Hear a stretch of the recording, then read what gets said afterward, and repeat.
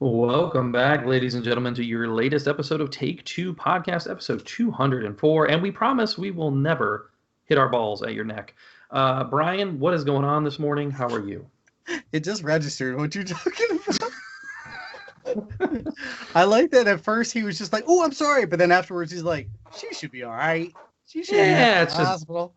wouldn't be the first time she got balls to the neck. And my name is Jovak Chokovich, so it makes sense. Yeah, I gotta say, I'm a little excited today. This is going to be a big episode. We got a lot to talk about. I watched two movies this week that made me feel stupid and made me really contemplate and think about things. So I really want to discuss them with you. One of them, I'm sad to find out that you did not watch. You failed me. But otherwise, yeah, I think it's going to be a big, good episode. We got a lot of stuff to talk about. What do you think about this morning? 204. 7 reviews coming at you guys. We have our new segment called First Take, where we give you kind of like a first couple of episodes of a show. We've been kind of putting that more segmented for you guys recently, and that is coming for The Boys. We'll be chatting about that later. And we've got a lot of fun news. I got a ton of casting. I don't know about you. A lot of good news. Yeah. No, I think that's a good sign that, maybe things are ramping back up, productions and whatnot. So that's a good sign. And right now, like I'm a little jazzed up right now because our cameras are rolling. The cameras are actually rolling right now. So you guys are listening to us. And last week I was needling Tony a little bit. I didn't think this day would ever come. It'll probably be the last day. Of course, we both wore red for some reason. There's us are repping all of the new merchandise at tpublic.com. Go to tpublic. You can get all sorts of new merch. I got my mask.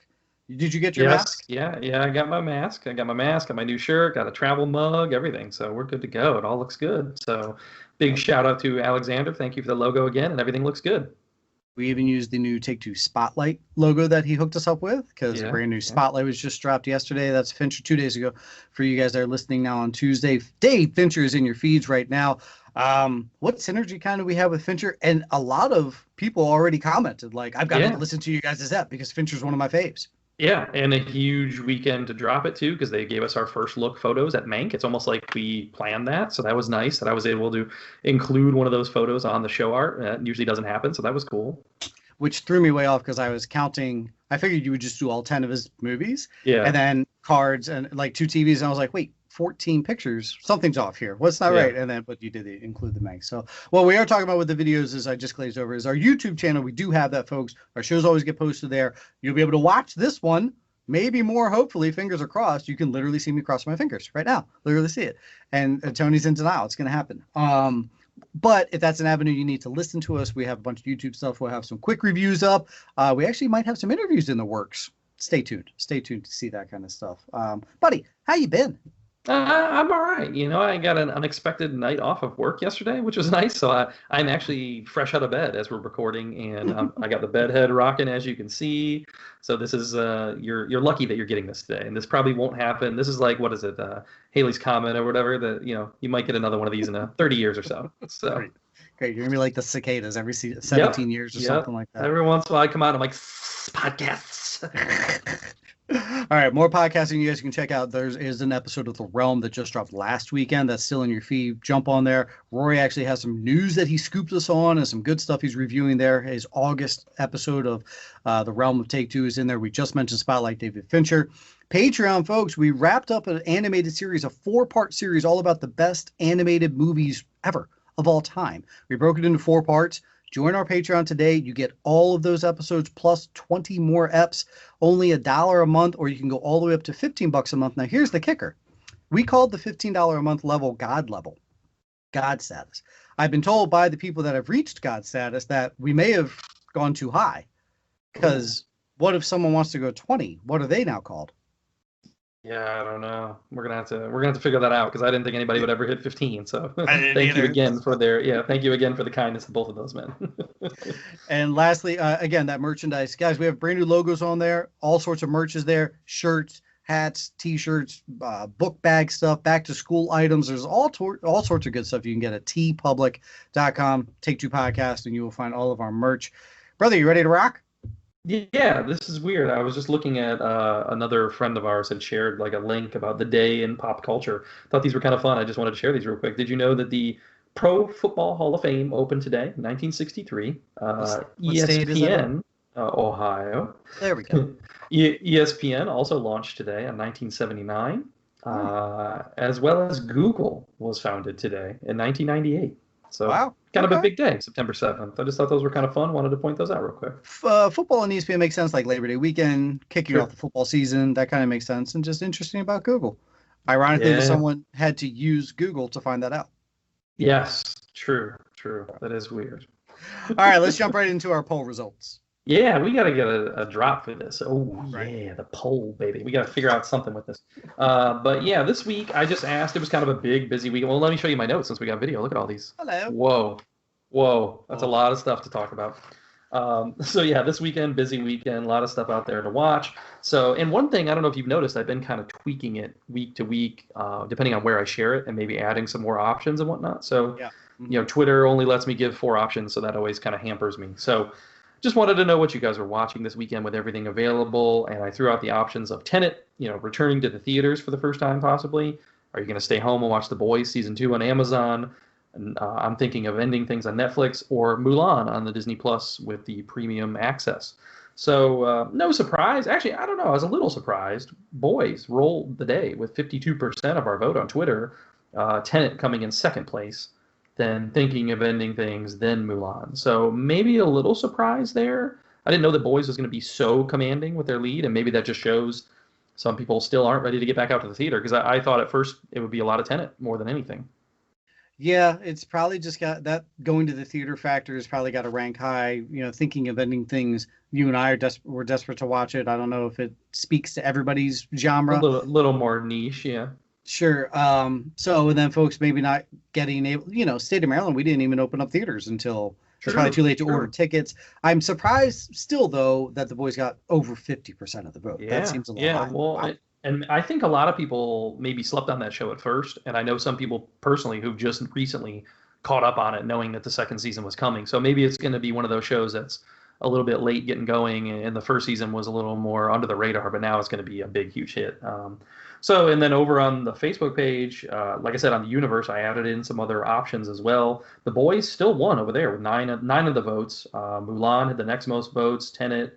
And then we had a couple people mention Cobra Kai. I know Yeah. listener Chris and Dwight, my neighbor, they both text me on the side and said, "You watching Cobra Kai? This is great." So I may have to finally jump on this thing. I've heard such good things for so long. I may have to finally jump on there. We also had Brian Loy from the Epic Film Guys. He added Feels Good Man, which was a documentary that they were showing at the Alamo this weekend. So I think he just wanted to kind of throw that out there, and I'd never even heard of it. So I always like his additions because it's stuff that's under my radar even, and stuff I may not know about. So that was cool to have him add that in there. Nice. Yeah, I don't know. And then over on Instagram, we really only had a couple people mentioning the boys. Again, the boys kind of rolled the day.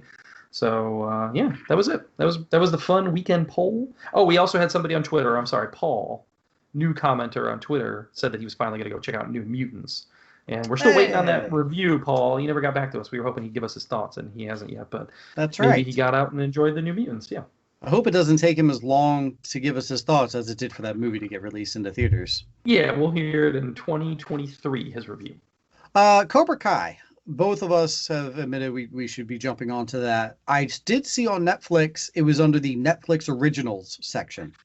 Yeah, that's been a point of contention for a while where they'll do that. They'll buy up previous properties and relaunch them, and they're not really Netflix originals. I don't know why they do that because there is a difference between stuff that was created exclusively for them Sure. and for stuff that's already been out there. I don't get that. And I've seen a few services do that because I think Amazon has even done that a couple times with stuff where they've been able to get it and then relaunch it, and they'll kind of advertise it as their own, but it's like, no, that's already been out or whatever. So Interesting. yeah, interesting. I mean, it definitely adds more eyes to it. They definitely put it out there, Yeah. and I bet you this thing has probably gotten more watches in the last couple days than it did the whole time it was on YouTube. So Yeah. Oh, yeah. Big time. yeah. The other thing I put on the poll, actually, when I added options, was Raised by Wolves, and that was something that I didn't even get a chance to watch this weekend. I had planned on, and apparently no one else did either because no one voted for it in any of the polls. So I guess it wasn't as popular of an option, but I am hoping to maybe check it out for next week's episode. So look for a first take on episode 205. That gives you guys a little heads up there. Episode 205, we'll be covering Raised by Wolves. So There you you can go. watch it, and then you can listen to us as well. Thursdays, that poll drops, folks. Check all of the socials, as Tony just mentioned, across the board. We throw up the 4 options on Twitter, and for the most part, and don't forget to comment below if you so desire. that makes it even more fun. And then on the universe, if you're on the Facebook page, join our group page, because that's where the Take Two universe is, and that brings a lot of more fan interaction. We had some fan interaction, sort of, that nobody bit on. Our boy Katz threw up, what's your favorite comedian you've seen over the last 2 months? Yeah, I wasn't sure his take on that, if he meant like live in person, because I don't know anybody that's been able to go to a show in 2 months, and I can't think personally of any new stand-up comedians that I've watched. Usually, if I watch something at home, it's going to be somebody I know that I'm going to like. So I Yeah, had no yeah. input for him. Sorry, Cats. Yeah, I felt the same. I assume he meant, on TV or on your phone or whatever. And in the last 2 months, I mean, Chappelle had his thing. It wasn't even comedy. And then nobody's really stood out from the ones I've reviewed on here. Gaffigan was okay. A couple of guys have had some new specials, but nothing super great. So we'll have to get back to you on that one, Catsy. Yeah, but best thing I can remember seeing in the last couple of months was Middleditch and Schwartz. I mean, that's Yes, probably there you been go. more than 2 months ago, but that was probably the best thing I've seen. And that wasn't even truly stand-up. It was more improv, so I really enjoyed that, though. Time is warped in 2020. I saw someone tweet the other day, do you want to feel old? Parasite won Best Picture this year. Yeah, yeah. All right, so did Parasite make any money? This is usually a segment where we would tell you yes or no. This is your box office results. Yes, and I apologize for that loud noise you just heard. I kicked something as I am recording in my son's bedroom today. If you're watching on YouTube, you can see that there's some kind of fun things in the background from his room. That's why I said this will probably never happen again, because I usually am not recording at a desk or whatever, and I'm usually wearing less clothes. I actually have a shirt on, so that's good. Maybe we would get more followers or new watchers Patreon subscribers. There you go. It's a new level. You got to shove the boobs together for the screen. Oh, some ants are marching. Okay. All right. Box office results. You ready for that? Yeah. This is interesting this week because it's getting harder and harder to find the results, I find. When I originally go to Box Office Mojo, which has always been our go-to since the show started, we complained when they kind of changed formats a little while ago, and even their info was a little more, sketchy, unless you had IMDb Pro or whatever. So for some reason, they have not been including Bill and Ted. Like I said, I don't know if that's just a thing with the industry because they released it on demand. They're not considering it part of the box office results. So then I have to do like an extra search. And then the way Mulan dropped, I was trying to find numbers on that. I guess maybe it's too early. Disney hasn't really released how many people they think has watched that or whatever. So they want their Labor Day numbers. They probably yeah. So take this info with a little bit of grain of salt here. But Tenet rules the day with 20.2 weekend at 2,800 theaters. That's not bad. Usually we see large releases like around 4,000 theaters probably. Mm-hmm. So I think I read 70% of theaters they think are open in the country, and then they're all operating at like a 40% capacity per auditorium. So, it's obviously not as big of a release as they wanted, but 20.2, not bad. And they said, this is going to be a marathon, not a sprint. They know that. This is really the only big release till Wonder Woman. So they've got basically 4 weekends to really hope that people are going to get out there. Maybe after this first weekend, they're hearing our review, they're going to want to go see it. Or like you said, some of the theaters aren't opening. It's going to be a slow roll. Then they'll be able to go out, a couple weeks. And I think once we get into the review of it, maybe repeat viewings too. People that did go out to it may want to go see it again. So hopefully Tenet continues to make money. It did make 11.1 of its weekend box office from IMAX alone. Actually, that's globally. So a lot of the tickets being sold are for the big format. And that's going to get into our review as well. It made another 78.3 overseas. So it is sitting at 146.2 worldwide since its release, because it did release about a week earlier overseas than it did here. So, we're looking at about 150 right now. It's got another month. I don't know if it's going to get there, man, because I read something that said it needs to make about 450 million to break even. And that's with the budget of 200 million plus all the advertising and whatnot, that it may need to get to that, close to that number. So I don't know if it'll get there. We'll see. I'm interested to see if maybe they could push a early digital release, give it 4 weeks in the theater, then give it a digital $20-$30, before you get, the premium rental, and maybe that would help them get their money back. Might be a smart move. Take these first couple weeks where you're the only game in town, but then after that, maybe move off and appease the people that are still staying home. Might be smart, but I mean, they're doing all right. They're doing all right business, just not probably where they want to be. Second place, New Mutants, 2.9 million. It's at 11.6 in 2 weeks. we've already talked about that last week, how bad that movie's getting reviewed. But I'm surprised that it still made almost 3 million, even after the bad reviews. So True. people That's are still valid. checking it out. Yeah. Paul, come on, buddy. Yeah, Paul. uh, third place, Unhinged, 1.7, and it's at 11.3 after 4 weeks. So it's pretty much neck and neck. I think it's actually going to overtake New Mutants because I've heard better reviews for Unhinged than I have for New Mutants. So sure, that's interesting. I wouldn't have pegged that happening, that Unhinged would do better than New Mutants, but we'll see.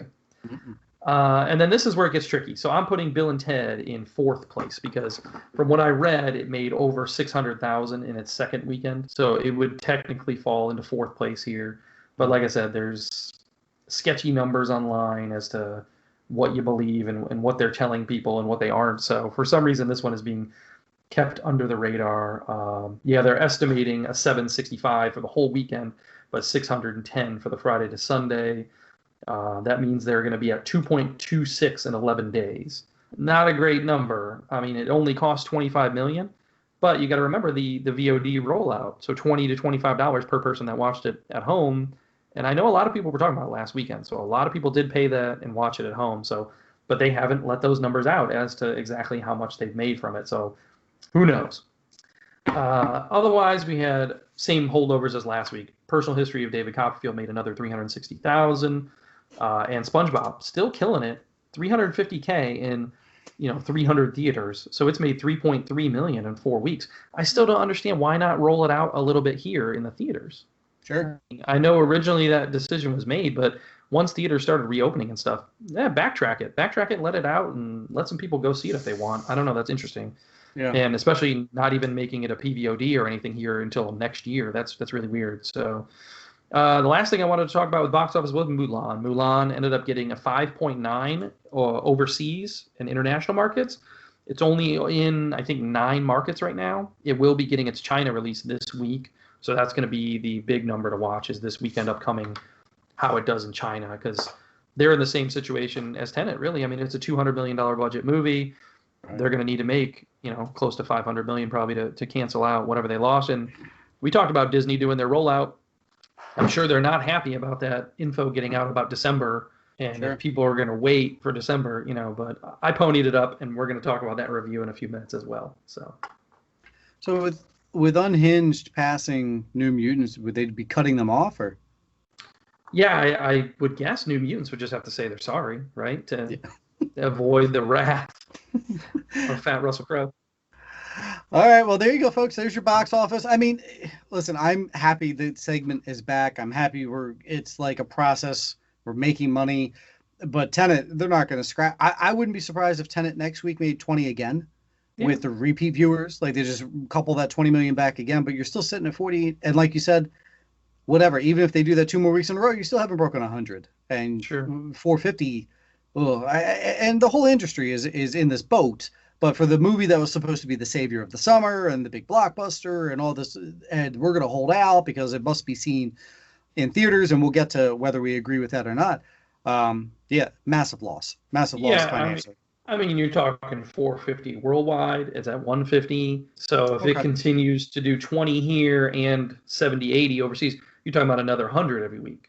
So if it goes 3 more weeks, 100 each week, then maybe that's the only way I see it happening. Is if it continues at this 70, 80 overseas, 20 here for the next 3 weeks, maybe they would break even. That's their best bet, there's still going to be some more slow rollers opening up. Like you said, you're getting your theaters open finally, so that'll add to the numbers maybe, and maybe word of mouth. Maybe people that have seen it. Although I will say I've seen some divisive reviews on this movie, and we're going to get to it now as we talk about Tenet. Well. It felt so good to be back. I'm not gonna lie, man. The beginning of this review, I just want to mention how it's so weird how much we love going to the movies and we love being at the movies, and that we weren't allowed to do it. Just to walk in and smell the popcorn, to walk in and just see like the cheesy carpeting that every movie theater almost has, and just to walk by all that, it just felt good. It was like, yes, we're back. And yeah, you and I were masked up and we were sanitized up. You brought a whole litany of sanitation products. That sounded weird. But we cleaned off all the seats and had everything wiped down. And there's some good spacing. I felt there was decent spacing throughout the theater. Yeah. I mean, there was a decent amount of people there, but nobody within 4 seats of us, I guess, on either side or even behind or in front of us. So Yeah. yeah, it wasn't bad, and we were at one of the bigger theaters in our area as well because we chose to go see it in IMAX and everything, and it, it was seemed busier than maybe I expected, but it was good. I didn't feel unsafe. The only time I felt unsafe was when the guy sneezed about 2 hours into the movie, and I was like, "Damn it, we almost made it," you know. It's true. But yeah, it was good. I think the only other option I would say, and it's kind of dumb because they're not going to make money, but maybe limiting the eating stuff would have been better. Mm-hmm. But that's where they make their money, so they have to do it. I get it, but I feel like that's going to be an easy out for people who don't want to wear the mask during the movie. Just be like, well, I was drinking or I was eating, whatever. So take that for what you will when you go to the theater. Depending on how careful you want to be. But I know with AMC, I read their policy too, and they said, even after the movie starts, if you feel like you're not safe in the seat you chose, whatever, you can move or whatever. Like, we're not gonna look down on that. So kind of maybe find a different spot if you feel that way or whatever. So overall, I felt like it was a good experience going back, and I felt, like you said, I felt safe. I thought we did what we needed to do in a smart way, and it was good to go. And we talked about it afterwards. I probably won't go back until Wonder Woman. I'll probably still continue to be safe until the next big movie that I feel like needs to be seen on a big screen is there for me. But I'm glad we did it, and I'm glad we chose the IMAX, especially, to get the big picture, the clear sound. Well, we'll get to the sound, and the clear, colors and all that stuff. It was definitely worth it to see in the IMAX format. With that being said, here we go, folks. We're going to be chatting about Tenet. You want to try and remain non-spoiler as long as we can? Yeah. We might have to hit we'll give initial thoughts here and just like what we think overall, and then we'll get into the spoilers. The very first trailer we saw, the very first thing you and I both said independently was, does this look too Nolan-y? Like, it looks like a Chris Nolan film. And it was kind of like, could it be too Nolan-y? Well, we'll see. But we were still 100% in, still really wanted to see it. I think, we walked that line with this movie. It's out there. Sure. It's a thinker. Yeah, and I've seen, like I said, some divisive reviews. I know some people who've been giving it, masterpiece status, 5 out of 5, whatever. I'm not there with it. And I've also seen some people hit it a little harder for its logic and just being confusing or whatever and not telling you enough, I guess. And they go a little lower, like 5 out of 10, almost 50% on it. And I'm kind of in between those. If I had to go in the middle, I'd say it's probably a strong 7.5 out of 10 for me. That's where I fall. And I automatically try and compare it to his other films. I think it's not quite as good as Inception. I think Inception went a little deeper. I think it had better character development, and I think it was just a better film overall. But I know a lot of people love Interstellar. I'm not on the Interstellar train, so I think this one is better than Interstellar for me. So it depends on where you fall on that Nolan status, your fanboy level. And it depends on how you take the movie. One of the lines of the movie is, don't think about it, just feel it. And I think that's kind of the point maybe Nolan wanted to do. And maybe the sound mix that everyone's complaining about is on purpose. Maybe he really didn't want us to know everything or some of the exposition to be jumbled a little bit. And maybe it's just about the experience. And, a lot of people are comparing this to a Bond film, and it definitely had that feeling. And that's one of the first things I said to you in the theater was, John David Washington would have made a great Bond. He's just so smooth and cool in this movie and really exudes that feeling. But overall, a really good movie. I wouldn't give it that masterpiece status, that's for sure. But it does kind of make me immediately want to watch it again, and especially with subtitles, Which apparently AMC is doing. Oh, that's awesome. We should find that and go watch it. Maybe. Some theaters out there said they're automatically just going to put it in there because too many people complained. Wow. They're going to add subtitles. Okay. I think now you're walking on a line of, see it how it was intended type thing. But I don't think at this point, we just mentioned how much money it's not making so far that anybody would complain from the studio saying, all right, if that'll get people to come watch it. Folks who know me know that Inception is a top 5 film for me. I can argue it even higher. I absolutely love that movie. I think because of that, I absolutely love this movie. It likens more towards Inception than it does Interstellar. The visuals at some points rank with Interstellar. You and I are on record of saying that that's low on our list, and we get hammered for that all the time for that. Whatever. Because I'm such a big Inception fan, I think that's why I enjoy this movie. I'm with you. I'm at a 7.5 to an 8.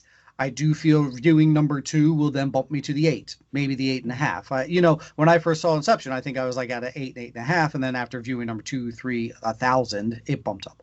So be it. Let's go into the acting. I thought JDW was fantastic. We've been on his train since Ballers. We've been in love with him for a long time and have championed him as an actor. And happy that he did a great job here. I thought he was fantastic. I can't wait to see his next thing. If they threw him out there to replace Daniel Craig as Bond, I wouldn't argue against it. I thought he did a great job. Yeah, and I think even some, like I was saying, his smoothness, his coolness, some of his line delivery was very subtle, and because of the sound mixer stuff, you may not have picked up on some of the stuff he was saying. And that's what I think you may pick up on more on a rewatch is that. And I will say also, talking about the Nolan aspect of it, one of the things I think people are critical of is he's not great at filming fight scenes and action scenes, stuff like that. I think he's grown as a filmmaker, because this movie, I thought a lot of the fight scenes and stuff, they were so well choreographed.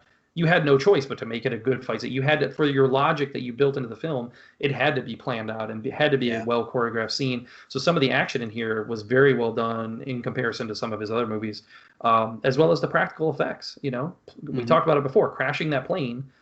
I saw an interview with him where it was cheaper for them to crash that plane in real life than do a CGI version. And I think it looked better. It looked better with the fireball, that kind of stuff. There's a scene, it's in the trailers, where you're blowing up a building or whatever.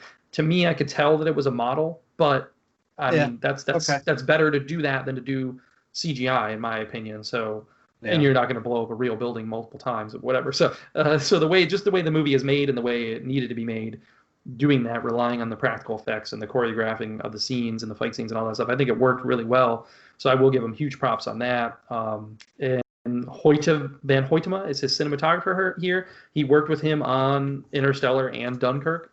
This guy should win the Oscar for this, because just the logistics of doing this the way that they do it. Yeah. How can you give it to anybody else this year? I just don't get that. And then also the score, Ludwig Göransson, that's part of the sound, is how much that score is just beating in your brain the entire time. But it is great. Like, I want to listen to it outside of the movie, which doesn't happen very often. And he's great. He did a great job with Mandalorian. He won the Oscar for Black Panther. So this is great work again by Göransson. I just don't get, like you said, the dialogue thing, the muffling of the dialogue, and that's become a Nolanism almost. His last couple of movies, he's had people in masks. He's had, Dunkirk and Bane and all that, and you're like, what did they say? Sometimes it works better than others. That's my biggest, negative of this movie is not being able to hear all the exposition from some of the characters. Whatever. Like I said, maybe a repeat watch, it'll be better. But yeah. I'm with you on John David Washington. You want to continue with some of those actors and what you thought there? I mean, Browno was fantastic, but again, he had a very subdued, mumbled kind of speech. So I have more trouble, I think, with his than anybody's is picking up. But I thought he did a great job. He played. Can we say he played the villain? I guess I just did. He played the villain fantastically. I thought he was great. I mean, when your main character is named the protagonist, like, doesn't actually have a name. Yeah. That was his name in the credits. So obviously he's not, he's not the good guy. It's valid. Yeah. No, you're right. I mean, I thought he gave a great villainous performance, especially the last thing we probably saw him in was Hercule Poirot with his little, twirling mustache, whatever. So this was definitely better than that. And I forgot how good he can be. He was pretty strong as a bad guy. I did see some people talking bad about that role, though, the him and Debicki and their back and forth, and he's supposed to be kind of this abusive man or whatever. Just the way it was written, I guess a lot of people were critical of, but I thought it was good. I was fine with it, and I thought Debicki's performance was really solid as well, as opposite of him, Yeah. And Pattinson, I think a lot of people, this is a film a lot of people are going to want to now see. They're like, oh, I got to see this Batman guy acting in something different than Twilight, because there still are people out there that only know him from that. And I thought early on when he first showed up, I wasn't loving it. I either that scene, whatever, I was like, oh, you're not giving me a lot. But as his character progressed and very much towards the end, I was very much bought into his character, and I thought he did a solid performance. Yeah, and they kind of leave a little bit of that up to mystery as well. We'll get into that a little bit more when we get to spoilery, as the way his character works throughout the movie. But yeah, I enjoyed him. I actually could have used more of him. I thought he was maybe underused, if anything. Sure. And then I liked Aaron Taylor Johnson and Hamish Patel. Both of them came in with kind of small roles, but they were both good. Yeah. And did good. It showed that Hamish Patel can do more. and I like to Yeah. see him in more than just yesterday and this. That's really all I've seen him in, so that's good. And Aaron Taylor Johnson, he has such an interesting filmography. Like I don't know, I was really happy to see him pop up, and I thought he was solid in his little role he had. So I don't know. Is there anything else we could really talk about without getting into spoilers? I think the scene with JDW and Michael Caine, it looked like the both of them had a lot of fun filming that scene. It looked like they just walked up on Michael Caine eating dinner, and they're like, "Hey, do you want to be in this movie?" Just whatever lines he said, they're like, all right, we just Yeah. put it in the film. Yeah. It's And can I tell you, I also felt bad that. Well, should we say we're getting into spoilers or no? Yeah, here we go, folks. Spoilers. Check the timestamp. We'll put them in the notes at the bottom of both the page for YouTube and the podcast. And just fast forward now at this point to the next one, which will be Mulan. So from here on, if you don't want Tenet spoilers, just fast forward on up to the Mulan timestamp. And scene. Spoilers. All right. I thought it was strange how like I was kind of thinking John David Washington looked slick already throughout the movie, and then Michael Caine's like, "You need to get a more expensive suit," and I was like, "Oh shit, man! Like I thought he looked all right." That was I was kinda thinking, can I have that one that he's wearing? Yeah, I'll let take me it. get those. Yeah, let me get that donation. And okay, so back now that we're in the spoiler section, back to the idea of the movie and how it's choreographed and all this stuff. I mean, I guess we didn't really get into describing the movie, but we just assumed everybody knew. But you know, the idea of Tenet is that you have things coming from one direction and things coming from another direction. This is why we videoed just for you. There you go. That's the only reason. I have one word and a gesture for you. That's it. So yeah, so the whole idea of it, it works in the way that you need to think about these multiple timelines. And I think we both said it after we saw the movie. After you get that one like aha moment of, oh, that was that, they crossed paths or whatever, it kind of gave you the rest of the movie. Like, oh yeah, this happened. That was that person he already interacted with. And even back to the original scene in the opera house, which was pretty intense. It was a really good way to start that movie off. I mean, just boom, action right into it. Yeah. And you knew what you were getting, and it was interesting to see Nolan throw the title up in there too. He usually doesn't do that. So I don't know if that was because of Tenet, like I'm flipping things, I'm inverting things. So I'm putting my title at the beginning, unlike what I usually do. If so, that's, even more Nolan just thinking ahead, his palindrome way that he likes to do and messing with time. And that's one question I didn't talk to you about after we saw it was with Robert Pattinson's character. A lot of people are speculating now, is he the boy in the movie? Max. Yeah. So that was my take the entire time. That was my guess. Okay. That was what I was we didn't talk about it at the time, and I didn't think about it until later, and I read some reviews and whatnot, and I was like, it was very deliberate that they made Pattinson dye his hair blonde for the role. Yeah. To match the kid. Yeah, so that was the one guess that I was, when we were going over what we guessed right or whatever, I was saying I think I guessed one wrong, and it was that he became the boy, because they never gave us a yes or no on that. Yeah. I was totally expecting at the very end for him to be, by the way, name's not Neil, it's Max. And I'll like walk away, something to that effect. So if other people feel that too, that makes me feel better. If other people kind of got that or were thinking that. Yeah. I mean, I didn't think about it at the time necessarily. I did think it was weird because one of the critical things that I had of the movie coming out of it was you didn't give me enough motivation or backstory to John David Washington to know why he was doing what he was doing. Like, and it felt a little bit too much like an easy plot point of like, let's save the girl. And he got really into like, let's save the girl aspect of the movie, I felt like.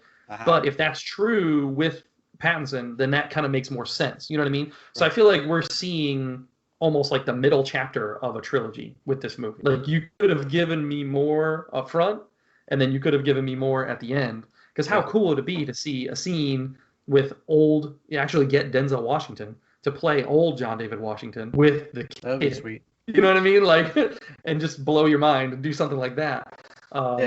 I don't know. So there's definitely some cool things that make you think. And like I said, it makes me want to watch it again and reassess some of the scenes and the way that they did interact with each other throughout. I don't know. The other question I have for you is, how do pull-ups work when they're inverted? I still don't know. I don't know. Yeah. I'm hoping they're easier because I'll do inverted pull-ups all day. Yeah, I'll rock a whole bunch. Yeah, man. So we went to the park yesterday, and for some reason my son was being a goofy 3-year-old and was like walking backwards, and I was like, "Whoa, can't walk backwards on me right now, buddy. I just saw Tenet. I can't see people walking backwards. It's gonna freak me out or whatever." It is strange. But and I feel like we even talked about it when we got out. I feel like I did understand this more than I thought I would. I think Sure. going into it, the conceit of it is a little high, it's high concept, whatever, but it kind of makes sense when the way they lay it out, and it works well in the way that they pulled it off. And like I said, it's more than anything, it's a Bond movie. You can almost see a Bond movie going down this road with the technology and things like that. So it worked for me. It worked for me, and I really do want to see it again. I think it's like up there as far as a masterpiece of filmmaking. Like I'm giving it more credit than anything for that. Like what they had to do to film it and do all that is amazing. Some of the script and the problems with the dialogue, things like that, is what makes me knock it down from that masterpiece status. But overall, really good, fun, enjoyable movie. What a great way to come back to the theater, I thought. I want to see a making of John David Washington fighting himself in the hangar, because that would be wild. Like, how do they choreograph that? How do they go through that? Which way did they film it first versus which way, the other? B, I almost feel like with the Don't Think It, Just Feel It, like there are some moments in there where they explain the time traveling and the being inverted. I almost feel like we may not have needed as much of that in the script, where it's just like, here's the deal. We found this algorithm. It allows you to travel through time. When you do travel through time and find that time stamp, now you're going backwards and everything is like they really spoke to the being inverted, and they separated the 9 pieces and spread them out through Earth. Like that part, I was like, all right, hang on. Like I almost wanted to be like, sir, can you pause? I just gotta catch it up. And then you eventually do, but I almost feel like they didn't need that. Just kind of let it flow. Like, all right, I'll buy it again. I can time travel. That's cool. And I almost felt like there were a couple scenes too much of little side mission-y thing, like the Goya painting and this and that. And it's like, that just seemed like totally unnecessary for what we were doing. And I mean, it worked. It was a means to an end, I guess, but it just seemed like there was a lot of buildup for certain things that didn't really matter. Or even the Opera House at the beginning, I was like, oh, I thought maybe we would come back around to that. If you are truly like a palindrome-y movie, whatever, this and that, then maybe we would end up there again. But I don't know. So I felt like there was some importance put on certain things that didn't work for me. And then, like you said, like let's talk about the forwards and backwards. You saw the car chase sequence 2 different ways, forwards, then backwards. You saw the plane crash, forwards, then backwards. But then at the end, they did it basically simultaneously. Again, Tenet. That was awesome. I want to watch a making of that. How did they do that? To have all those soldiers, I'm sure that's the part he was talking about, where people were actually, they probably filmed it once and people were actually running backwards on purpose or whatever. Because otherwise, how do you do that? Cross-cutting, overlaying, I don't know. So the technology of that alone, that final sequence, really blew my mind in the way that they were able to pull that off. Today's show picture is just going to be Tony doing the fingers interweaving. For people listening on the podcast, like, why are they giggling? It's because we're doing the thing that you see in Tenet where they put their fingers together. Okay, guys, we both give this a positive review. I can almost guarantee you we would both see this again and give it a better review. Like I feel this will heighten. Maybe not a ton, but I think I'll appreciate it better after a second, third watch. Yeah, I'm with you, because I think on Letterboxd, for example, if you don't have Letterboxd, I rated it a 4 out of 5. But I said I'm 7.5, but I'm with you. I'm like, I could easily be pushed to an 8, easily. And I do want to watch it again to kind of reassess that. But I wouldn't go as low. Like I said, I've seen some people saying 5 or 6, and I'm like, I don't think it's that bad, guys. Calm down. So, very good movie. It's worth being safe and taking the risk and going to the theater to see, because this is the best cinematic event we've had all year. Especially if you're doing it in that IMAX. That was badass, man. That was cool. Yeah. Welcome back, all of you folks who skipped over the spoiler parts. We hope you guys do go watch Tenet and then come back and re-listen to this review of the spoiler section and see if you agree or disagree. Don't forget, again, at Take-Two Podcast is our Twitter, take2podcast@gmail.com. Shoot us that email. And, of course, 434-602-1931. Stretch out your texting or voicemail dropping fingers and let us know your thoughts towards our show and Tenet and Mulan, which, Tony, I can't believe you did this. You dropped the coin, baby, and you watched it. Now, did the family watch with you? Well, and that's why we did. We already have the Disney Plus, whatever. It came out, at least rumory, that it's going to be out in December. So we were on the fence. Do we wait, a couple months, whatever? My wife really wanted to watch it. The kids were game. We have our niece living with us too. So it's like we had 5 people in the house watching this movie. It would have spent us, we would have spent over twice as much at the theater to go see it. So why not? $30, whatever, we'll check it out. So I will say our household had some mixed results on this, though. Our niece, she's in her mid-20s. She was a big fan of the original. That was kind of one of her movies growing up that she loved. So she was more, it was okay. I was a little higher on it, where I was impressed by some of Mulan and thought it was pretty good. I would actually say it's one of, if not the best, of the live-action remakes that they've done so far. Nice. And then my wife said she loves it. She already wants to rewatch it and thought it was really good. My daughter was kind of having fun with it, and I don't know, my kids haven't really been huge in the Mulan cartoon. We've maybe watched it once or whatever. It's not one of the big ones that we rotate through, but we all kind of said, is it going to be as good without the songs? And that's the one thing we were missing throughout. So again, I'm giving it kind of a mixed review. I gave it like a 3.5 out of 5. I enjoyed it. I was impressed with the action of this movie. It was huge scenes, shot on locations in China and New Zealand. It looked like Game of Thrones level, fight sequences in some of them. Yeah, I mean, just 2 fields of people on horses rushing at each other and arrows and things flying, whatever. So they did as much with that, pushing that violence as they could to still make it a Disney movie. So that worked. Makes sense. One of the things I did not like, though, is the way that they kind of changed her fighting powers in this movie. Like, she already basically has her ability to fight, like, before she ever goes and trains with the military. And they rely on this kind of like she taps into her chi. And so then it plays almost like she has like a superpower in some of the scenes, like some of the things she does. Yeah, so I very much got like almost like a Marvel-y, Star Wars-y feel from this. Like, I was like, is this Rise of Skywalker I'm watching? Like, what's going on here? So I guess that's a Disney influence that I didn't really appreciate. Like, I wish we would have had her be a little more grounded in her abilities and actually be trained and learn them, as opposed to having this like almost superpower from the get-go. So that was my biggest negative of it. They Disney influenced their own film. They did. Yeah, they did. There's no songs. They play the updated version of Reflection by Christina Aguilera in the credits, as well as a new song that she wrote, I guess, for this movie. So she gets 2 songs in the credits. There are some orchestral cues throughout where you'll hear like I'll Make a Man Out of You or things like that, some of the more well-known songs where they use kind of the background music to it in the movie, and you're like, oh, okay, cool, that right. Gave me a little nostalgia, whatever. And they also had a couple of lines of dialogue, I think, that were kind of lifted from the songs. Oh, okay. But I like it. It tried to be different. They introduced some new characters. They changed up the way some of the other characters were written in the original.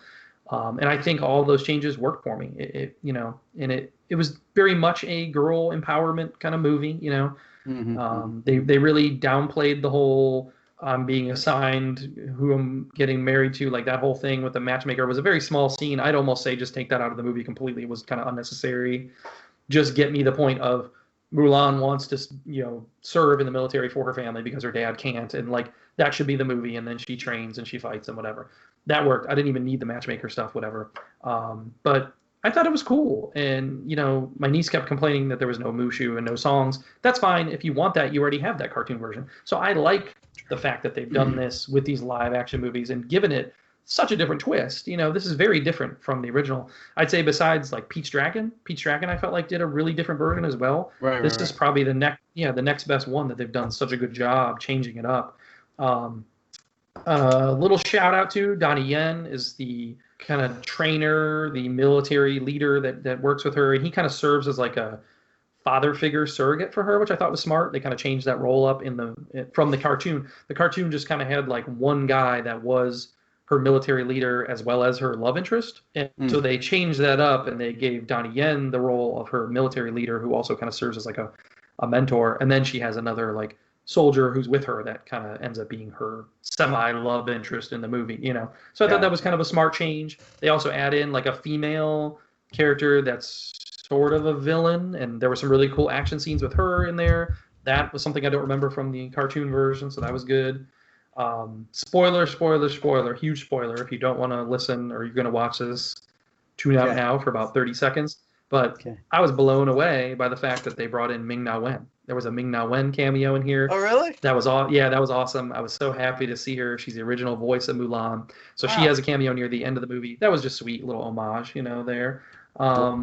Zima, the guy who plays her dad, he is a well-known actor who's been in tons of stuff. Like he's one of these go-to, if you need a Chinese American actor in a movie, he is your go-to. Like Gotcha. I remember him as far back as, Rush Hour, over 20 years ago, whatever. So he plays her dad in the film, and I think he sells it really hard with some of the emotional scenes he's supposed to, give, that line where he's like, I've been blessed with two daughters, whatever. Like that hit me a little bit. Like he really does a good job at delivering these lines, and then at the end when she has to kind of come back to her family, and there were some good moments there.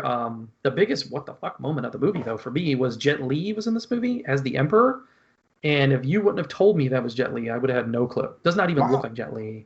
I don't know what's going on with Jet Li. We looked it up. Apparently, he's had some health issues, and he's been not acting for years and kind of came back just specifically for this role. Wow. But it does not look like Jet Li, and he does not look well. So, and he's very limited. He's just sitting in a throne. Like he plays the Emperor. So he's pretty much in a throne the whole movie, like not really any action kind of scenes from him. So I'm a little concerned for Jet Li. Hopefully he's okay.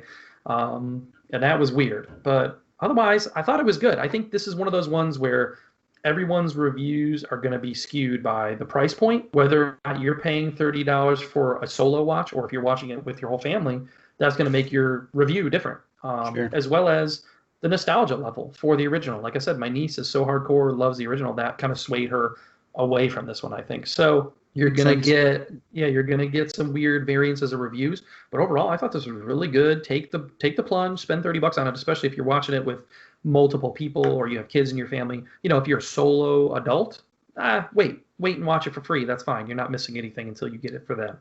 That's where I would go with Mulan. Very nice, thank you, sir. Moving right along. I'm sorry. Before we move along, I did have one more thing. I'm looking at my notes now. Yes. I wanted to mention the director. The director is Nikki Caro. Oh, okay. And she also directed Whale Rider, which came out in like 2002. I love Whale Rider. It's a great movie. She's a New Zealand-born director. But this movie was $200 million. It is the most expensive female-directed film ever. So that's another reason right there to kind of go and support this movie and, girl power all the way through. So. Very cool. Nice. Congrats on that. Very nice.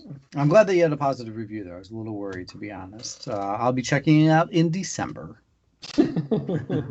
I'm surprised you guys didn't want to pony it up for the whole family. I was positive. The wife was on the fence, but leaning towards yes. But the daughter was a hard pass. Okay. Yeah. And maybe that's the same thing. Like maybe she's not that big into the movie, because I know we weren't. It didn't really hit our generation. So. Okay, please allow me to introduce myself. I'm a man of wealth and taste. I went with the Stones lyric instead of all the Billy Joel lyrics that are in The Boys right now, because there's so much Billy Joel. So I was like, let's give the Stones some love. The Boys Season 2 dropped this weekend, and both Tony and I got to check out the first 3 episodes. This will be your first take. First take, yeah. We need to get Stephen A. Stephen A. can do a drop for us here. That'd be nice. What? There's something else out there called First Take? Hashtag what? Yeah, can you believe that? Yeah, can you believe that? Yeah, I so far am pretty impressed with The Boys Season 2. I think it has grown as a show, and I think it's continuing to expand on the characters that we already got in the first season. There's still a lot to explain and give us from the other characters. So I'm looking forward to where they're going with this whole season, and I think they've done a great job so far. I kind of wrote down moments that I liked from each of the episodes. So do you just want to give maybe your general thoughts on the first 3 episodes that we were given? My first thought is I am loving Homelander as a villain. I think he is owning it. In season 1, yeah, sure, he was a bad guy, but it wasn't like the bad guy. Like in this one, he's just... Yeah.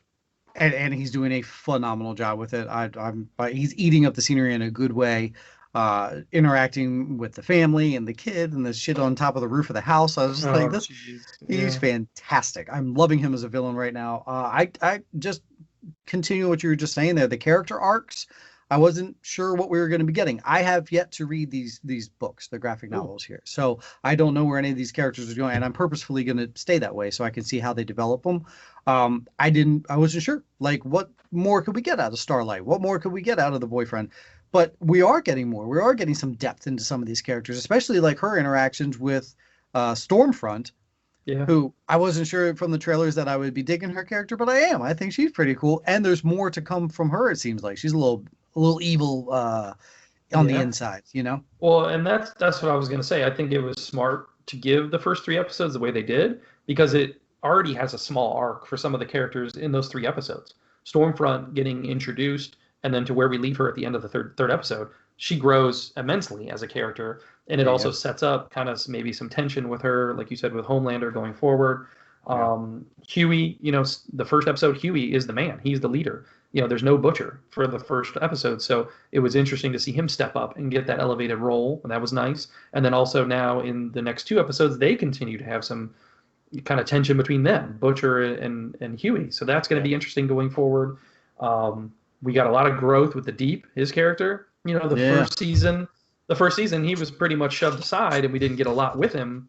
After the first couple episodes. So they've spent a lot of time with him so far in these first couple episodes, and I like what Chase Crawford is doing there, seeing him do something a little different and getting him into this whole cult church thing that they introduce. Yeah. And spending his time in Ohio, which is great for me, of course. Is that Patton Oswalt doing the? Yes, the voice of the Gills, Patton Oswalt, and they sing "You Are So Beautiful." That killed me. I was dying. And let's talk about that. The soundtrack for this season is great so far. You mentioned the Billy Joel, the Rolling Stones. We had Talking Heads. We had the Goo Goo Dolls. Like it's just random songs, but they're great songs. You can tell that they're spending the money to get the rights, and they're working. They're working. It's making it good moments in the show. He worked in the Billy Joel video. He was like, the Billy Joel video when he's gonna kill himself with a harmonica, and then Billy Joel shows up with a harmonica. Like they had to spend the money to get that, but it absolutely hits and it's working well. Your second win, baby. Yeah, man. And they just keep pushing this R rating. Like you said, you don't know where they're going with the show. It just keeps getting better and better with the vulgarity, the violence, all that stuff. Riding a speedboat into a whale. I actually really liked the part in the first episode, like you were saying with Homelander, where he's assessing their new hero, the blind hero who may join the Seven.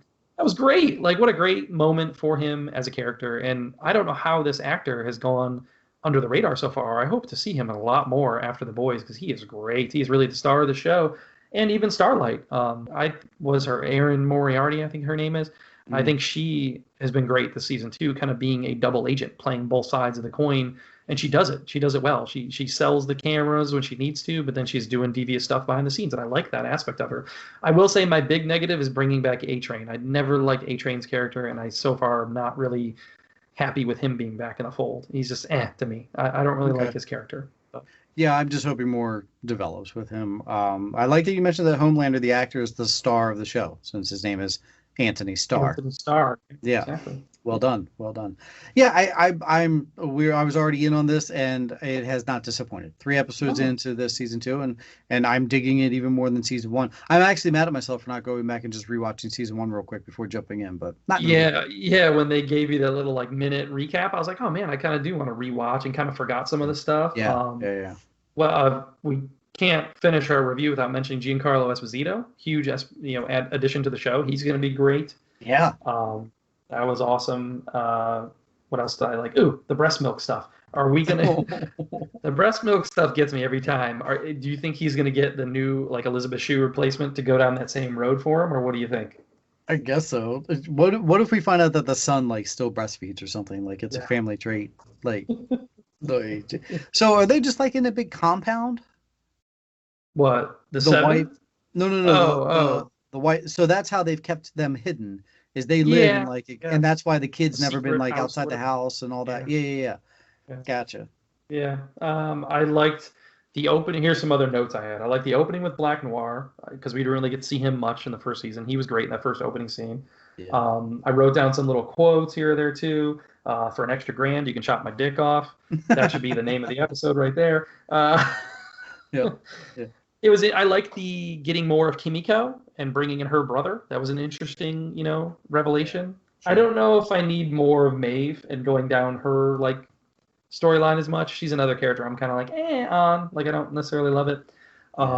Pippi Longstocking would definitely bite a D. I know that. What else did I write? What do you think about the Dawn of the Seven stuff that they're doing there? That was kind of fun, little poking at DC, I guess. Yep. I figured that's where they were going with it. Good stuff. Let me see if I had anything else here. No, I guess that's it. I was surprised that we got to the point we did already in the 3rd episode where we the truth is kind of out there about Compound V, and we have kind of a big interaction between the boys and the Seven. I didn't see that happening so early in the season, so that's why I was saying it was smart to do that, give that 3 episode arc, and I think it's great. So if you haven't jumped on it yet, watch the first 3 episodes now on Prime, and then Friday I think they released the new episodes, and they're also doing the after show thing with Aisha Taylor. I haven't watched any of that. Have you? Oh, Did you get no. a chance or not? No. We I guess they're booked one of breaking down. those. Yeah, yeah, they're breaking down each episode or whatever. So The best we booked was post CW show breakdowns, but we we'll all get know there. how that went. Yeah. We'll get there. After we get to 1,000 downloads per app, we'll get many places. Okay, that's wrapping up The Boys. Here's a problem, folks. When you mooch off of your in-laws' Netflix password, and then for some reason you get a new phone, or whatever, you get a new phone and you have to like re-log into all of your spots, you forget your mother-in-law's password. And so therefore I lost my Netflix over the weekend when I was gonna watch. I'm thinking of anything. So I failed the show.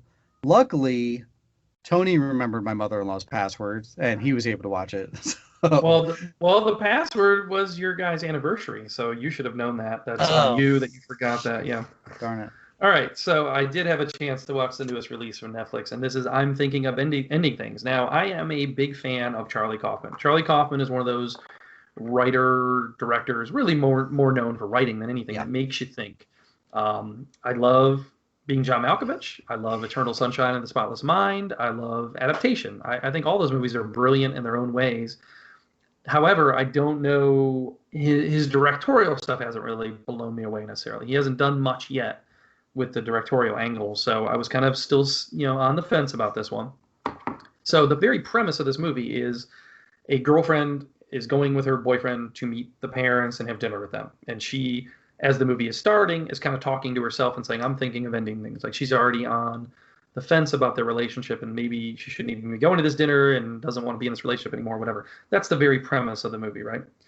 As you get into this, though, this thing is so much more deeper, and this is what I was saying, between this and Tenet, these movies blew my mind this weekend. There's so much to it. There's so much to think about. And after I watched it, I can't stop thinking about it. And I've been looking up articles. I've been trying to, get into this deeply and figure out what was going on and what I watched, because this thing is crazy. And I think it does demand a rewatch. I think I'm going to have to rewatch it just to see if I can pick up on stuff. Because once you kind of figure out what is going on in this movie, then you want to rewatch it. Kind of like Tenet. You're like, oh, did I miss this or whatever? And there's little things that happen throughout it. So, and there's also, I think, a dual meaning to the title itself of the movie. So the first 20 minutes or so of this movie, I will say, was a little boring. It was a little slow and very subtle to me. And it kind of didn't hook me right away. But then once you get to the house and you get into the dinner scene, and then some kind of strange things start happening, there's some time jumpy kind of things. Like, I don't want to give away too much. I don't know. Sure. Maybe I should just give the spoiler warning. Like, if you want to watch the movie and haven't yet, jump ahead, because it's hard to talk about this without getting into some of the specifics of it. You also get these scenes of a janitor, an older man who's a janitor, who's kind of going through his day-to-day and this and that. So what this movie really is about this janitor. He is really the main point of the film. This whole sequence that we're watching with Jesse Plemons and Jesse Buckley, and they're going to dinner at the parents' house, Toni Collette and David Thewlis, whatever we're seeing and witnessing in that house and in the car rides and all that stuff is really in this janitor's mind. It's his reliving his life or his fantasy sequences or whatnot. And so it's a very, I don't know, psychological fantasy kind of movie, and very, very interesting movie. It's over 2 hours. I can't recommend this for everyone. It kind of hit me with I appreciated what it was doing more than anything, and I appreciated the performances, but it is a very strange movie. So if you like Charlie Kaufman stuff, like I said, those movies I mentioned, and you know that going in, you could probably like this movie quite a bit. I'm a little more wishy-washy on it, and I feel like I need to watch it again just to figure everything out. But it's kind of crazy, man. It's kind of crazy, and there are great performances. Everybody in it gives a great performance. Jessie Buckley is going to be one to watch. She was in a great movie 2 years ago called Wild Rose, and I think since then she's kind of started to become more known, and she was in Chernobyl, I think, as well. So I'm looking forward to what she does in the future. It was actually supposed to be Brie Larson in this role, and really, she backed out and ended up being Jessie Buckley. And I like it. I like the cast here. I think it's better to give somebody maybe not as well known the role, and that worked. But let me just give you some of the things that are so weird about this movie, and maybe that'll just give you the idea of what's going on here. There is a cartoon pig voiced by Oliver Platt, who is dying by maggots eating him on his belly. So there's that for you. There is a random dance sequence from Oklahoma. There is a fake Robert Zemeckis movie in like a couple scenes, like almost like a trailer of a Robert Zemeckis movie, which is not real. There is a song at the end of the movie sung by Jesse Plemons. So I'm glad that he actually can sing pretty good. So that was cool. Remember, he sang in the El Camino movie as well, I think. The very end, there's a speech in the movie, and as I'm listening to it, I'm like, this seems familiar. It's the speech from Beautiful Mind. So there's so many weird things going on in this movie. It is very subtle, yet heavy, bizarre, existential, metaphysical, whatever you want to call it. It's a thinker for sure. And it's almost like a nightmare to me. Some of the things that they get into, it almost felt like a horror movie, some of the scenes, and the way that things are built up and change scene to scene. And you really do need to pay attention, because I think I was kind of not paying attention for a while, and I was like missing subtle things that happened in the scene. So get into this movie. It's not what it looks like from the trailers or from the advertisements. Sure. And it definitely needs a second watch to really figure out what's going on. Or I had a friend asking me to discuss it with her and figure it out, and had to send her a whole separate article breaking it down and what it all meant. So there's a lot of stuff to unpack here, but go for the performances more than anything. It's really well done, and I hope you enjoy it. It's kind of just in the middle for me, though. Okay, well, good. I still want to check it out. I will jump on it as soon as I get that login info again, because I was intrigued by it. It came from a book, if I recall, right? Yeah. But from what I read, the book is different. The ending is different, and he changes up a lot from it. So it's much more just kind of inspired from the book than anything. Okay, a couple of weeks ago on Disney Plus, they dropped Magic Camp. It's starring Adam Devine, Jeffrey Tambor, and Gillian Jacobs. Adam Devine, I think he's still trying to find his lane for what types of films he wants to do. He can actually sing and dance a little bit, and he has those comedy chops. We had that raunch comedy, that raunch com he did. What was it, Jexy? Oh yeah, you went to the theater to see that, didn't you? I did. Thank you. What was it? The AMC Plus card. What's it called? A-list. Yeah. Plus card. Whatever it's called. Anyway, I think this is more his lane, and I hate to say, like, maybe he should stick with doing Disney, kid things, but this is a good role for him, or maybe just stay away from the raunch stuff, because that one didn't work, but this did. This is cute. I think the kids will enjoy it. It's it's not long. It's $140. It could easily be $125. They try and add in a wee bit character development for some of the side kids and the side characters. This is all these kids go to a magic camp. Summertime. They want to go to a magic camp. It is owned by Jeffrey Tambor. He brings back actual famous still working magicians.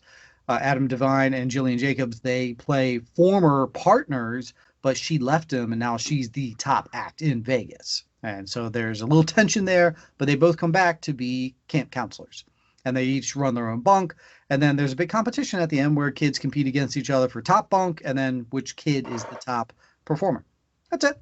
Fun, nothing crazy. It has a little bit of heavyweights summer camp feel, like some of the nerdy kids that, get bullied and what have you. These kids get bullied for magic camp stuff. It's kind of funny, though, because the kids doing the bullying are there for magic, too. But Divine, of course, he's the counselor for the nerdier bunk or whatever. But it's cute. It's not bad. If the kids have any interest, I say throw it on. There is a lot of cool magic tricks in it. They do a bunch of magic. And the intro goes all the way back from like some black and white videos of like Houdini and stuff, and kind of progresses all the way up to Copperfield and Blaine, and shows like some big magic tricks progressing throughout time. So any interest at all, Disney Plus Magic Camp, I actually recommend it. Yeah, exactly. I want to see a magic trick. I'm gonna make this pencil disappear. Yeah, all right, that's interesting. It sounded like you were reviewing almost Burt Wonderstone. Do you remember that crappy movie? I do. Like, the magicians going against each other. Yeah. I didn't know. I thought Jeffrey Tambor wasn't doing movies anymore. So was this just recently made? I don't know. It's interesting. I mean, I suppose so. It dropped 2 weeks ago on the 14th, 3 weeks ago now. And he has a sizable role in it as well. Okay. So he does a couple of magic tricks too, but and he plays it. All right, moving along to my new favorite movie of 2020. Folks, there's movies that are good there's movies that are bad, and then there's movies that are so god awfully bad it makes them good, and that's why you love them. This is right champion in that corner, baby, and this is Rogue. Just dropped last weekend, starring the Megan Fox and a bunch of CGI lions. It is glorious. I'm so shocked that you're on like the B movie train finally. Good. Tell me why you love The Rogue. Oh my God. 100%. This is one of those guys, have a drink, sit back, grab some popcorn, and laugh your butt off at just how horrible this movie is. The script, she leads a ops team, this black ops team, into Africa to try and get a package. They don't know what the package is. They have to get them out of this camp that these people are trafficking, whatever. Find out that it's three girls that they're trafficking. They're running, and so they have to get them out. But she's this hard ass. She's only there for the one girl. Her special ops team has to talk her into taking the other ones, but she's like, that's not the mission. That's not why we're getting paid. This is all Megan Fox just saying all this stuff. Sitting there looking cute with a little Yankee hat on. It's, buddy, that part of it, you're going to laugh your butt off. You're like, what? I'm not believing any of this whatsoever. Like, she has lipstick on, her nails are done, and she's just this hard ass. While they're there, they run into this other camp of guys that were trafficking lions and keeping them in cages. But one of the lions got out and killed everybody there, and now is hunting anyone that comes near them, which happens to be Megan Fox and her special ops crew. And then the people that they steal the girls from, they're now attacking, trying to get the girls back because that's their money. And then the lions attack everybody. Doesn't that sound amazing? Does Carol Baskin show up? Or Joe Exotic? No? Very close. The glory, the beauty of this, I'm not kidding. Your son or my daughter could CGI these lions. Like, they could hack into whatever computer systems they're using at school right now in their 7th grade classroom. And there was zero budget for these lions. It is so comical. I almost wish they would have just done none and just like faked like that lions ate these people. Like stuffed animals or something like. Oh, it would have worked better. Oh my gosh, I was crying. Multiple times I called the wife up who was working downstairs in the office. I told her, I was like, you got to get up here. You got to see this scene. And I was rewinding scenes just to show her how bad some of the lions were. Oh my gosh. Now, better or worse than cats then? What do you think? I don't know. I still watch the cat. The cats will be better, I swear.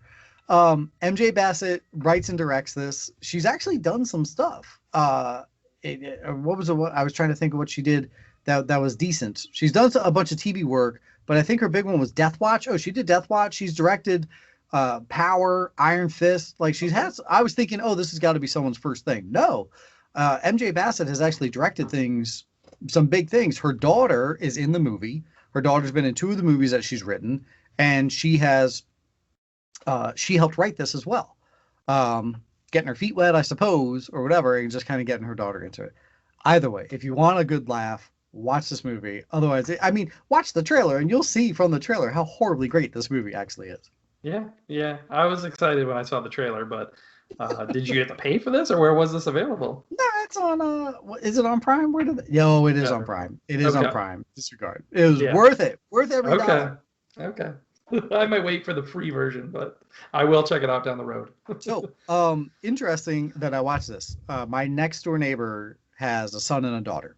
And I've noticed recently that the son, he's teenage, probably 17, 18 years old, has had a girlfriend coming over to the house. I've just noticed her like pulling in every now and then, parks like right in front of our house, our townhouse or whatever. And I was like, oh, all right, kid's 18, he's got a girlfriend, good for him, whatever. So I've seen her walking in and out every now and then, but I realized I had never seen her with the son at the same time. I was like, oh, she must be just coming in, coming out, whatever. Recently, I noticed that they put a sign in their yard that all transgender lives matter too. I think their son is now their daughter. Oh. Okay. Yeah. I'm putting that together. I was like, oh, I don't think it's their son anymore. I think it's not a girlfriend. I think it's the son the whole time. And it was funny, as I'm getting this revelation, MJ Bassett came out in 2016, came out as transgender. She used to be Isabel Bassett. Used to be Isabel Bassett's dad, is now her mom or whatever. So I was just like, I had a transgender day. It's basically what happened. But, and we'll actually have some more news on that front when it gets to the Hollywood news.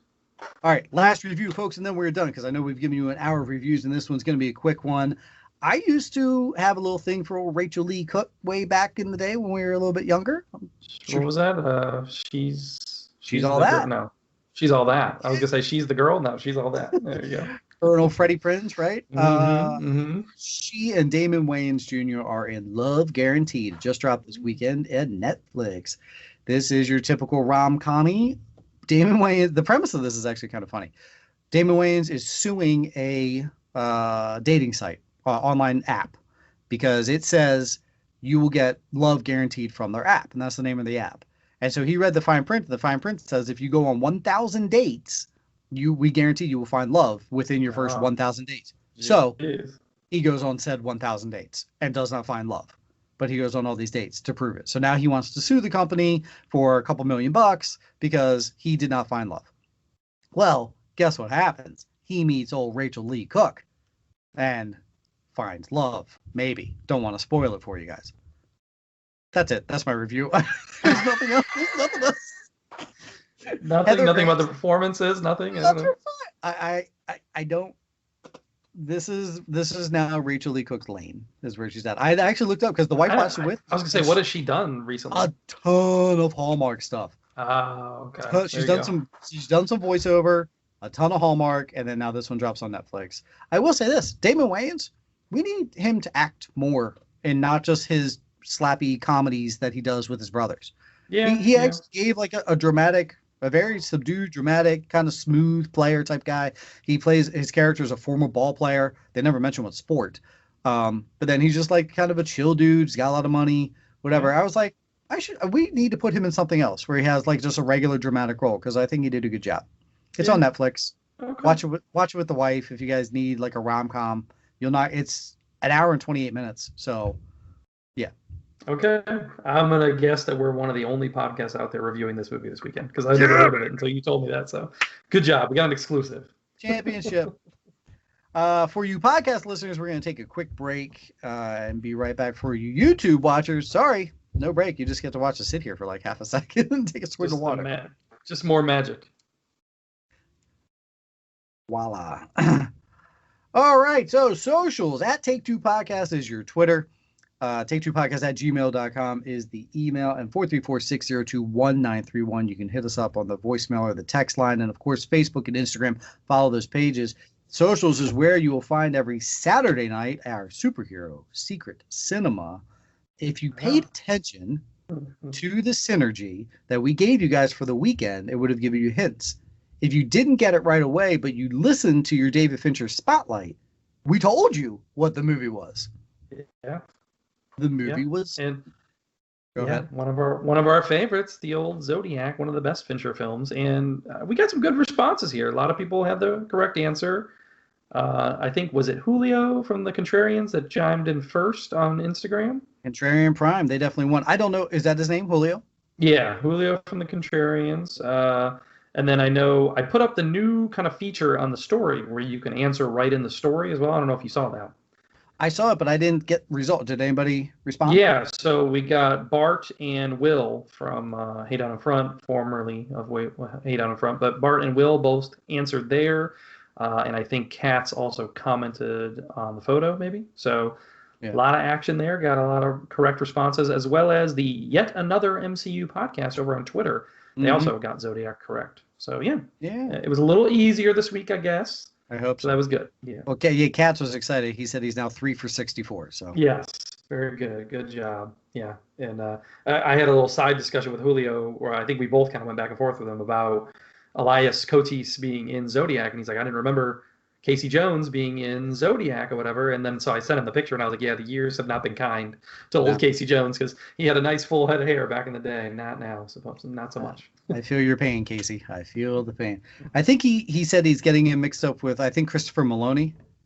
Oh, maybe. Yeah, I think maybe that's who he's getting mixed up with. Christopher Maloney has muscles, but either way. So speaking of the socials, though, we also had a little fun interaction this week over on the Universe page where I posted 2 different stacks of films. They were VHS films, whatever, with a little popcorn and some candy next to them, and said, which one would you take?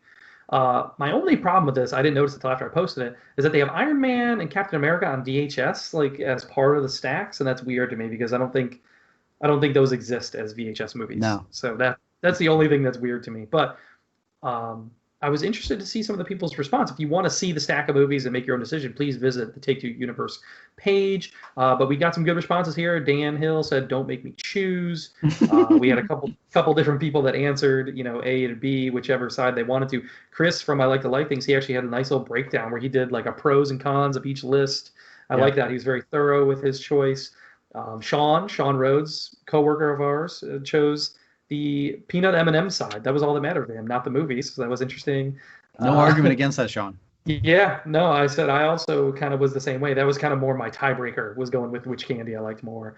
So yeah, it was a lot of fun. And I had mentioned to you also, I saw 2 people ended up sharing this from our share. So it was kind of a popular little thing online this weekend. It was a lot of fun. And I love that kind of interaction that we get each and every week from you guys on the Universe page. Totally fine by me. Share away, throw some credit, get people to follow. We are totally down with that. Now, on to trailer talk. Yeah, let's jump into the big one first, which we were both super excited to see at home. And then also, bonus, we got to see it in IMAX. And that's the new No Time to Die trailer. What do you think? Now, I'm pumped for this film. I thought the trailer was fantastic. We all know I'm a big Bond I was already in anyway, but I was still a little kind of like the way they filmed it and some things that we heard behind the scenes were like, I was a little kid glove hesitant to a degree. Not now. I'm in, baby. That trailer looked badass. They got a plane turning into a submarine, that motorcycle jump onto the crowd of people, the next level. How many times does he get knocked on his ass just in the trailer? Yeah. I will say I think this trailer is better than the first one we got. The first one got me going, got me thinking about it, but I think this one is probably a stronger trailer, and I'm glad that we've had to wait now and have the anticipation building for November. And this is definitely going to be one I'm going to go to the theater to see, I think, and check out big screen as I can. I really love the women in the trailer too. Ana de Armas looking like she's kicking, looks great, but also kicking some butt. Yes. Lashana Lynch, looking like a badass, walking around with her guns and whatnot, and driving that subplane boat, whatever the hell you want to call that thing. Everything about this trailer worked. I will say I'm still a little leery about Freddie Mercury villain. I don't know. I just don't know if I'm there with his villain and what we're doing, and I don't know. We'll see. I'm interested to see Christoph Waltz back and how much they bring him in. That was good to see him back for a little second. I hope it's a nice send-off of Craig's version of the character, and they go out on top, because I think, there was a couple of questionable ones in there. Spectre wasn't great. Quantum of Solace is pretty bad, actually. I hope they can go out on top with the Craig Bond films, and this looks like a good one. Looks like a lot of good action in here. I just want now I can't think of the actor's name because now you got me thinking Freddie Mercury. Rami Malek. Rami, thank you. I just want him to kill one guy and just say another one bites the dust. That's it. That's his line. Something, yeah. Well, it's funny because it brings me back to our Tenet review a little bit. Like, I feel like Kenneth Branagh is like a much more grounded kind of Bondy villain, whereas they always try and go this over the top concept with the Bond stuff. Like, he has to have the mask and the disfigured face and whatever. It's like, all right. We'll see how much they play that up, But otherwise, I am all in on that. Did you get a chance to watch my next trailer I wanted to talk to you about? It was also shared on our Facebook page, is The Haunting of Bly Manor, coming to Netflix. Yeah, go yourself for making me watch this one again. Dude, the scene when it shows all the like dolls or whatever, and then the kid pokes his head up, her head up from the doll, like it was a doll. Man, get the crap out of it. Although I did like the end of the trailer where like the little girl's walking in the haunted house and hears like the voices, and she turns and you think she's getting creeped out, and she's just like, shh. Like, she tells the voices to shut up. I was like, oh, that's awesome. Now, did you watch Haunting of Hill House, the first season? No? Okay. Because the show is amazing. Okay. Mike Flanagan is the director, same guy who did Dr. Sleep, a couple other smaller horror movies. He's great. He really knows what he's doing with these tension-building moments and the scares and stuff. So this is going to be similar to Haunting of Hill House, not truly a sequel to it. A lot of the same actors are back playing new parts and whatever. It's just a new story, because they're doing it kind of that way, like a anthology type. Each season will be with, I think, most of the same actors, but a different story. So I think it looks good. I can't wait to jump into it. Cool. What did you think about the Challenger documentary that we're getting for Netflix, a 4-part documentary on September 16th? This kind of flew out of nowhere for me. I didn't know this was coming, and I think it looks pretty interesting. I'm 100% in on checking this out. I'm actually surprised that they're dropping in September, not like in January, like more towards an anniversary, or maybe they're doing that purposefully, kind of keep it away from there. I remember being told about this? We were only 4, right? You had probably just turned 5. I was 5. I actually remember being in school watching this. I Do think I you was really? in like I think I was in preschool, and they wheeled in the TV, for us Yeah. to watch this because this was such a huge historical moment. Right, right, And right. I don't know if any of us really understood what was going on, but I do remember that, and Yeah. what a terrible moment for a minute and a half later to see what happened. But this documentary, looks like it's going to get into a little bit more of the story that maybe we don't know. So that's cool. Hmm. Someone might have known that it was going to blow up, or large, folks warned them against this, and they proceeded anyway. And could be a Yeah. bigger black eye, or should be a bigger black eye on NASA or whatever. So Yeah. I'm intrigued. I want to watch it. Yeah. I sent you this one last night. I don't know if you got a chance. Comeback Trail. I just saw this one with Robert De Niro, Morgan Freeman, Tommy Lee Jones. That's a pretty good cast. What do you think about the trailer for Comeback Trail? Oh, I missed this one. If you sent it to me, I'm sorry, buddy. Oh, okay. Yeah. Oh, bummer. That does sound like a loaded cast, though. What's it about? I mean, the movie does not look great. I'll preface by saying that I wasn't impressed by the trailer as far as what they're showing. It's a very much like one of these movies about making movies, one of those kind of things. It's like a mob financing a movie. They're hoping that the production will actually kill the star off. Like it's one of those kind of things. So it looks okay, but it's Bob De Niro, Tommy Lee Jones, Morgan Freeman, Zach Braff, Emil Hirsch, Eddie Griffin. So a decent cast. I just don't know how good it looked from the trailer. So if you get a chance, pull that one up and check it out. Okay, will do. The Glorias. We had talked about the Glorias, I think, when we did our Janelle Monáe spotlight, that this was coming and we hadn't seen the trailer yet. And I was surprised to see that this was listed as coming to Prime, I think September 30th. So they're almost going the Netflix route. Like, hey, 2 weeks from now, you're going to see this, and just dropping the trailer. Yeah. I don't remember seeing a trailer before this, but, Julianne Moore, Alicia Vikander, Janelle Monáe, Bette Midler, it's very much women's lib, all that kind of stuff. It reminds me of the show I started on FX, the Mrs. America. It looks very similar, so that's interesting. They're kind of releasing around the same time. I don't know. What'd you think about the trailer, though? Loaded cast. Trailer had me hooked. I think it looks good. I'm glad it's coming to Prime.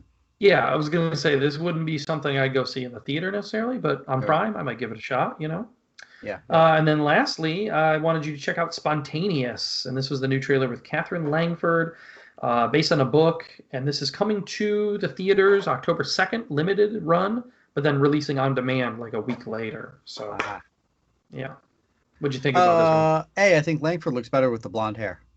Sure. I don't know why. This looked funny. This looked like it could be explosive. It it looks like kind of like it a looks slapsticky fun. kind Yeah. of funny. Yeah, exactly. Yeah, it looked fun, kind of dark, dark comedy, of course, little horror elements, I guess, to it. But I kept thinking, hey, maybe this is gonna be like a real Catherine Langford breakout because I know she's had some stuff, but not really theatrical, really.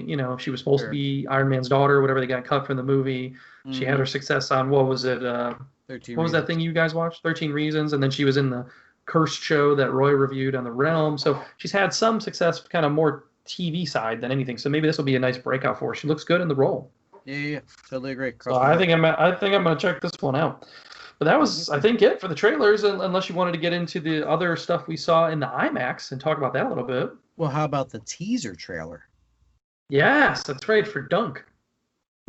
That's right. The Dune teaser trailer. It gave us a teaser, and it legit says that it's a trailer for the trailer that's being released later this week. Yeah. All it really did was just show us everybody that's in the movie, which is a loaded cast, and we've been excited for this movie for a while. I think Chalamet looks pretty nice as the lead here. I think this could be a big kind of blockbustery or more commercial movie for him finally. He's done a lot of small things. We've done a spotlight on him already, but he has done such small indie type stuff and awardsy type stuff. So this could be a big budget blockbuster kind of role for him and maybe get everybody to know his name. And then, like I said, you just see everybody else in the cast, Momoa, all these other people that pop up in there, Dave Bautista, whatever. So Zendaya. check our Facebook page this week. We will put that trailer up on, I think it's the 9th, which is Wednesday. Wednesday. It's supposed to be Wednesday, yeah. So we'll put the full trailer up when it launches. Yeah. And then we also saw the Wonder Woman trailer, which we'd already seen from Fandom, but in IMAX. I got to say, maybe the graphics looked a little bit better on Cheetah, where I was a little critical of it. It did maybe look better in a theatrical presence. And as it started, that was exactly what you said. You said, oh, maybe Cheetah will look better. And it did. She Yeah, did, I think So so. hopefully that plays out once we do see it. Yeah. We watched it on our phone, so obviously the graphics weren't great. But when you actually do see it on the big screen and we saw it on IMAX, there was more detail to it. It did look a little bit better. So Barbara, what did you do? And then we also were able to see, we were all also able to see a new Black Widow trailer, which I don't remember seeing this online anywhere. So maybe it was only for the IMAX release of Tenet or whatever, but it looked different. It looked like a whole different trailer than what we've got before. Up until yep. the very end, they kind of added in a little jokey scene, but otherwise it was very, serious tone and a lot more of the kind of Black Widow program and the training of all these girls and all that. And I thought that was cool. A little more Florence Pugh, which I'm happy about. Yeah. So I think it looked good. It looked good. I think this is another one I'm going to have to risk seeing before the end of the year. Black Widow, Wonder Woman, and Bond. I think I'm Bond. sold on all three Sure. of them, seeing them in the theater before the end of the year. This looked way better to me. I loved it. I was mad they put in. I feel like this trailer was good, and they were almost like, oh, this we're really making it look like a different film. Let's make sure we throw in one more little like one Yeah. liner just at the very end to remind you folks that you are watching a Marvel movie.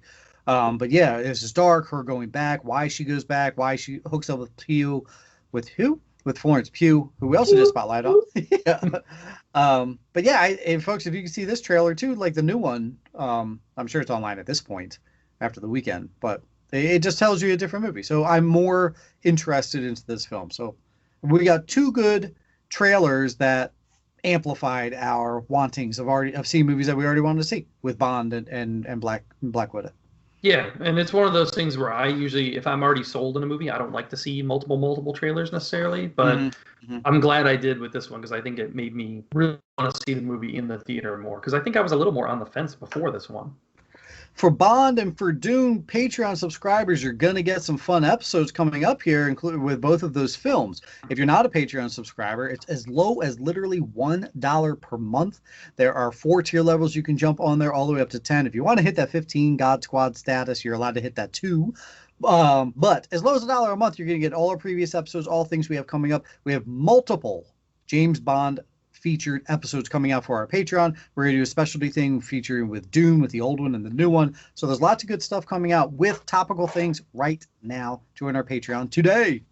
Yeah, yeah, I think the next couple months on Patreon are going to be kind of fun. We have some fun stuff planned, and you're missing out if you don't get in. Like you said, only $1, and you're going to get automatically 20 extra episodes. So why not?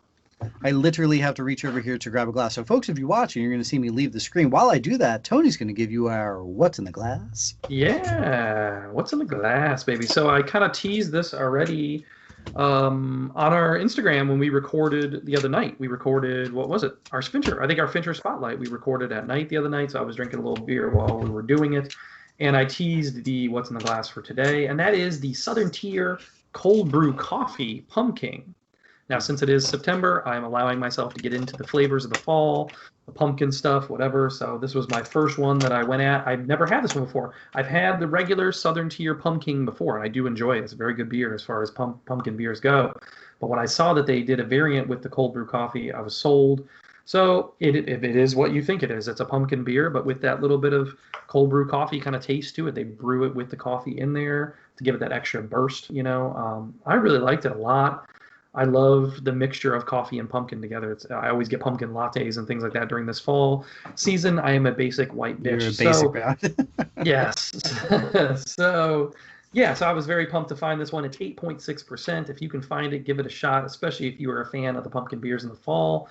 And it kind of just, like I said, it gives you that little bit of coffee flavor to make it a little more like a porter or stout almost, but in a smooth way. I thought it went down real nice. Sounds good. Rock and roll. Yeah. Now let's jump onto our casting couch. Ooh, man, this is going to be a long one today because we got a lot of stuff. As you said earlier, I'm going to try and keep them quick hitty. Alan Ritchson. We love the Alan Ritchson, Aquaman from Smallville back in the day. He has been cast as our new Jack Reacher for Amazon, and I think this is a good call because he fits the part more. He's like 6'4", 240, I think, so he's a big dude, and I think this is a smart move. He'll fit the role better. And I think they said they're going back and basing it on the first book in the series, where I think the Tom Cruise movies did not. I think they started later in the series. So we'll get a little different take. And I think it's from the same showrunners, I believe, that do Jack Ryan. So maybe it'll be, on par with that quality. We just reviewed The Boys a little earlier. Jack Quaid, who plays Huey in The Boys, he has been cast in Scream, which will be coming out. What did we say? 2022, January 2022. January, yeah. Woo! Long way away, but also January. I don't know about that. Did you see his Adam tweet Driver. announcing it? Oh, no, I didn't. I just saw that he said, "Hey, hey, maybe my next project won't have as much blood. Never mind, I'm in Screen 5." Nice. Well, good. Good for him. I'm glad that he's committed. Sure. Adam Driver, another spotlight artist of ours. We love the Adam Driver here on the show. He has chosen his next role, and that's going to be a sci-fi / horror movie called 65. And this is going to be directed by the writers of Quiet Place. They've never directed anything before, but they were the writers of The Quiet Place. And it's also going to have Sam Raimi on board as a producer, which we know how he likes to skew horror and a lot of the stuff he does. So I'm intrigued. These all sound like good names involved, and I like the driver quite a bit. So that's good. Nice. Benny Safdie, one of the Safdie brothers, he has done some acting on the side as well. He is going to factor into the new Paul Thomas Anderson movie. There's been some photos released almost every week of new stuff as they're shooting it, and he is playing a major political character in the film based on a real-life LA City Council member. So that's cool for him. Get back in front of the camera. As well as oh, go ahead. You got it. Yeah, this is the one with Bradley Cooper. Yep. And Cooper Hoffman. Well, that's what I was going to say. Cooper Hoffman is the Nice. other big news for the week. Philip Seymour Hoffman's son, and they said he's actually going to be like the star of the movie, and this is his acting debut. So I'm all for that. I think that looks great. Yeah. Every week we talk about Dear Evan Hansen. It seems Julianne Moore has now been added to the cast, and Nice. she is playing the mom of Caitlin Deaver's character in the film. So what a cast! You know, Julianne Moore and Amy Adams together. They were in a movie that we still haven't seen. So which one's going to come out first, that one or Dear Evan Hansen? I don't know. But this cast looks great, and I've heard great things about the play. So I think I'm sold on seeing Dear Evan Hansen. Cool. We have a couple big cast announcements. Woman in the Castle is coming. This is based on a book. It's about 3 widows in Germany after World War II. That's going to star Daisy Ridley, Kristen Scott Thomas, and Nia Haas, who I'm not familiar with her, but those are your 3 stars there. Jonathan Majors, who we're loving on Lovecraft Country right now, him and Glenn Powell are cast in Devotion, which is a historical war epic taking place in the 1950s, right as the Cold War is kicking off. We have a movie coming called The Brutalist, which is a unconventional epic love story about immigrants dealing with some Holocaust stuff as well. And this is starring Marion Cotillard, Joel Edgerton, Vanessa Kirby, Mark Rylance, and Sebastian Stan. So that's quite a cast right there for that movie. Yeah, that's huge. Look for that one on Otherwise, Secret Cinema down the road. Yeah, there you go. Otherwise, the one I just teased a little while ago about the transgender news, we had Star Trek Discovery in their season 3 has cast 2 new actors. They're going to be the franchise's first transgender and first non-binary characters on the show. So Ian Alexander, who was on the OA, they're going to be the transgender character, as they are transgender in real life, as well as Blue DeBarrio, and their acting debut will be a non-binary character. So a little bit of more inclusivity in the Star Trek world there. Nice. And then lastly for me, I had a rumor kind of out there that I just want to pitch your way. It's been talked up heavily that Jason Momoa is being considered for the Witcher Blood Origin prequel, that he would be the lead in there. What do you think about Momoa getting into the Witcher world? Cool. Pick him up. Yeah. Would he and Cavill be together? I don't think so, because I think the prequel is supposed to be so far, in the past that they wouldn't cross paths. Maybe they'd be like descendants of each other. I don't know. Oh, it's Cavill's dad. Yeah. There you go. All right, yeah. Cool. My man. I only have a couple more that you didn't hit on. Five Eyes is a new Guy Ritchie spy action thriller. Wow. It's not about the burger restaurant, which when I first started, I was like, ooh, a movie about Five Guys and all the extra French fries that they give you. Yeah. Shocking, Guy Ritchie spy action thriller has Jason Statham as its lead. There you go. Good. Cop Shop. Still haven't watched Gentleman. I need to catch up on the Gentleman. Ooh, really? Cop Shop. Frank Grillo and Gerard Butler are going to be in Cop Shop. One of them's a hitman, the other one's a cop going against each other. Tell me if you've heard that script before. Probably. Yeah. And probably with both of those stars, I've already done a movie like that. Yeah, exactly.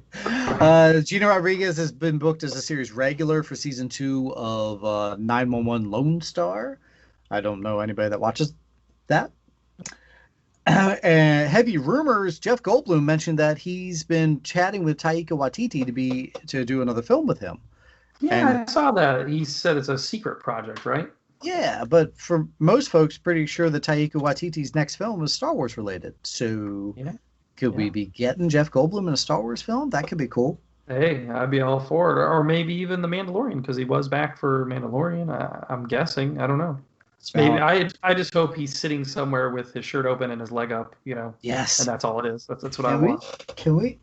He's up there. I don't know. You probably can't see it. He's he's on top of the ridge. It's probably hard to see. Okay, and then lastly for me, the last casting I have: Johnny Weir, Jesse Metcalf, Charles Oakley, AJ, Nelly. You want to Don't bury the lead. Don't bury the lead. Carol Baskin. Yeah. Vernon Davis and Hayes. But the number one lead right there is Carol Baskin on your episode, your season 29 of Dancing with the Stars. That's insane. Why Anne Heche? What happened to her career, huh? This is what she's doing now. Don't forget Sky Jackson. My kids love Debunked. Sky Jackson, good Disney star, as well as Jeannie Mai. If you watch Holy Moly, she's the host of Holy Moly, and I love her. So I'm glad to see her on there too. I may have to watch some Dance with the Stars this season just for Carol Baskin. I said this is going to be. I mean, if we don't get a scene of her dancing to a Joe Exotic song, then the show needs to be canceled because that's really what needs to happen. That and then her next one, she does Cats. There you go. All you cool cats and kittens. That's it for our casting couch. Now we're going to take another break. For all you podcast listeners out there, you get a little musical interlude. But for you YouTubers, you just watch a stretch. Yeah, and I've got a Magic 8 Ball here for some reason. I don't know why. Will the show be under 2 hours? Not likely. It's got to be not likely. Yep, not likely. Not likely. So last week had a fantasy football draft with my brother. This is a league that he got me into. We actually did it live where a bunch of us got together. And so we had a few beverages while we were there and I was driving. So he had a couple of extra beverages because I was driving. We get in the car. My phone automatically links up to my car. I'm not sure if yours does. And a lot of times it'll play whatever I was last listening to. And I had a podcast rolling. And he stops and he's like, whoa, why are their voices moving so fast? I listened to my podcast at 1.5 speed. Yeah, me too. He was so. I was like, buddy, you're not that drunk. That's just how I listened to my podcast. He was so mine. He was like, what's happening? Like the world is colliding. Why are they talking so fast? Like, that's actually a good point because if people get these long episodes of us and they want to do that to us, go ahead because then we'll just sound like this. We'll sound like little mice and we'll have a little bit higher voice. But if it helps you get through the 2-hour runtime, go ahead. You know what's funny is I tried that out recently on Netflix. You can do that on Netflix now where you can watch shows at a faster speed. Really? I don't know if it's everything, but I saw it on something I was watching and I was like, let me try it out.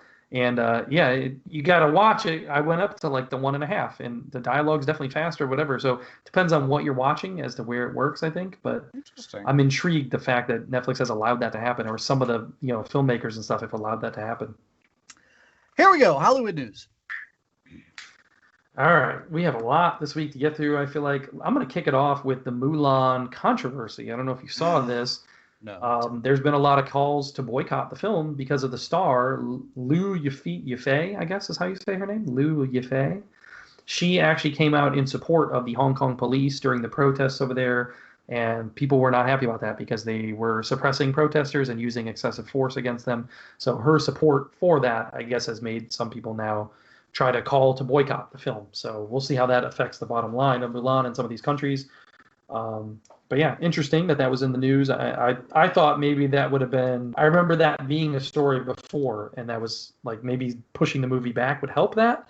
But no, it's still there. It's still there. So one of my favorite things we shared on the page this week was #ThisIsTheDay. So yes. we have our season 2 Mandalorian launching October 30th. Which, that's an interesting day, man. Like Halloween weekend, really? Like you're going to make me watch Mandalorian on Halloween weekend? But guess what? I got the day off. I can't wait to sit down and watch that. I wish they were giving me more than one episode that day because I would have watched the whole season that day if I could. Are they just doing the one drop?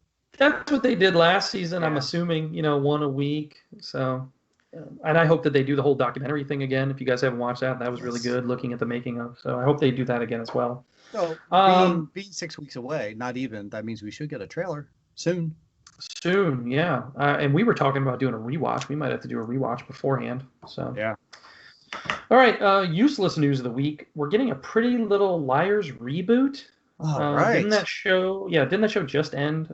It says it ended in June of 2017, so I guess it's been 3 years already. But they also did try to do 2 spin-offs. Both of them got canceled after 1 season, but apparently we need more of this.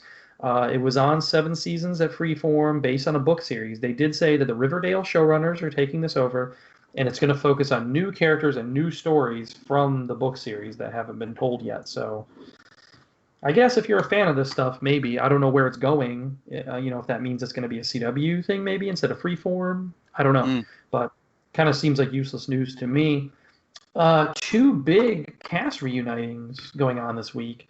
The Fresh Prince cast is reuniting. They're going to be filming something for HBO Max on September 10th, and that's for the 30th anniversary of the show, and it's going to air around Thanksgiving on HBO. So that's cool. And apparently they have everybody back. Even DJ Jazzy Jeff will be there. So nice. Because I'm sure he was busy. So they'll do a nice Uncle Phil tribute while they're at it too. Yeah. Well, I guess they already did kind of like a virtual one where they did like a Zoom call and did like a tribute to him. True. But this is going to be a little bit more formal of that for HBO. Cool. And then as well as the Wisconsin Democratic Party is doing a Princess Bride reunion. Did you see this? No. Okay. So this is sponsored by the Wisconsin Democrats. Carrie Elwes, Robin Wright, Carol Kane, Chris Sarandon, Mandy Patinkin, Wallace Shawn, Billy Crystal, Rob Reiner, and special guests will all be together with a cast Q&A moderated by Patton Oswalt, and they'll be doing a script reading of Princess Bride with all the original cast. This is going to be live streamed one time only, 6 o'clock Central on September 13th. And you can be a part of watching it just by donating. You have to click this link and donate. They're trying to make sure that Trump doesn't win Wisconsin, I guess, is part of it. So they're using the Princess Bride to get people to donate to this Wisconsin Democratic Party. So interesting melding of entertainment and politics. But if you want to watch a Princess Bride script read with everybody, there you go. Hey, have fun storming the castle. There you go. Did you see the first look we got of Mission Impossible 7 from Christopher McQuarrie? No, I missed it. Oh, he tweeted out a photo. Let me see if I can show it to you on the YouTube video. That'll show up for you. Let me see. Hey. Oh. Nice. Why is he walking on that big wall? Apparently, that is a upcoming stunt that they've already been practicing for the film. It's a huge ramp going off into a cliff area, whatever is going on there. So obviously Tom Cruise trying to die again for Mission Impossible 7. But that's cool to see that, they're ramping back up production. Like we said, we're getting all these casting announcements, all that kind of stuff. So I think that's all good signs. Yep. Let's see. In my weekly COVID update, Dwayne "The Rock" Johnson, he came out with a very heartfelt message about how him and his whole family came down with it. To me, it sounded like he was saying maybe they had done some get-togethers and stuff like that, and he regrets it, because he was like, be careful about who you have over and the different parties and things like that. And, they've all come out on the other side of it since then, I guess. But, another cautionary tale, as well as Michael Rooker, he survived what he called an epic battle with COVID-19. He posted something about it there.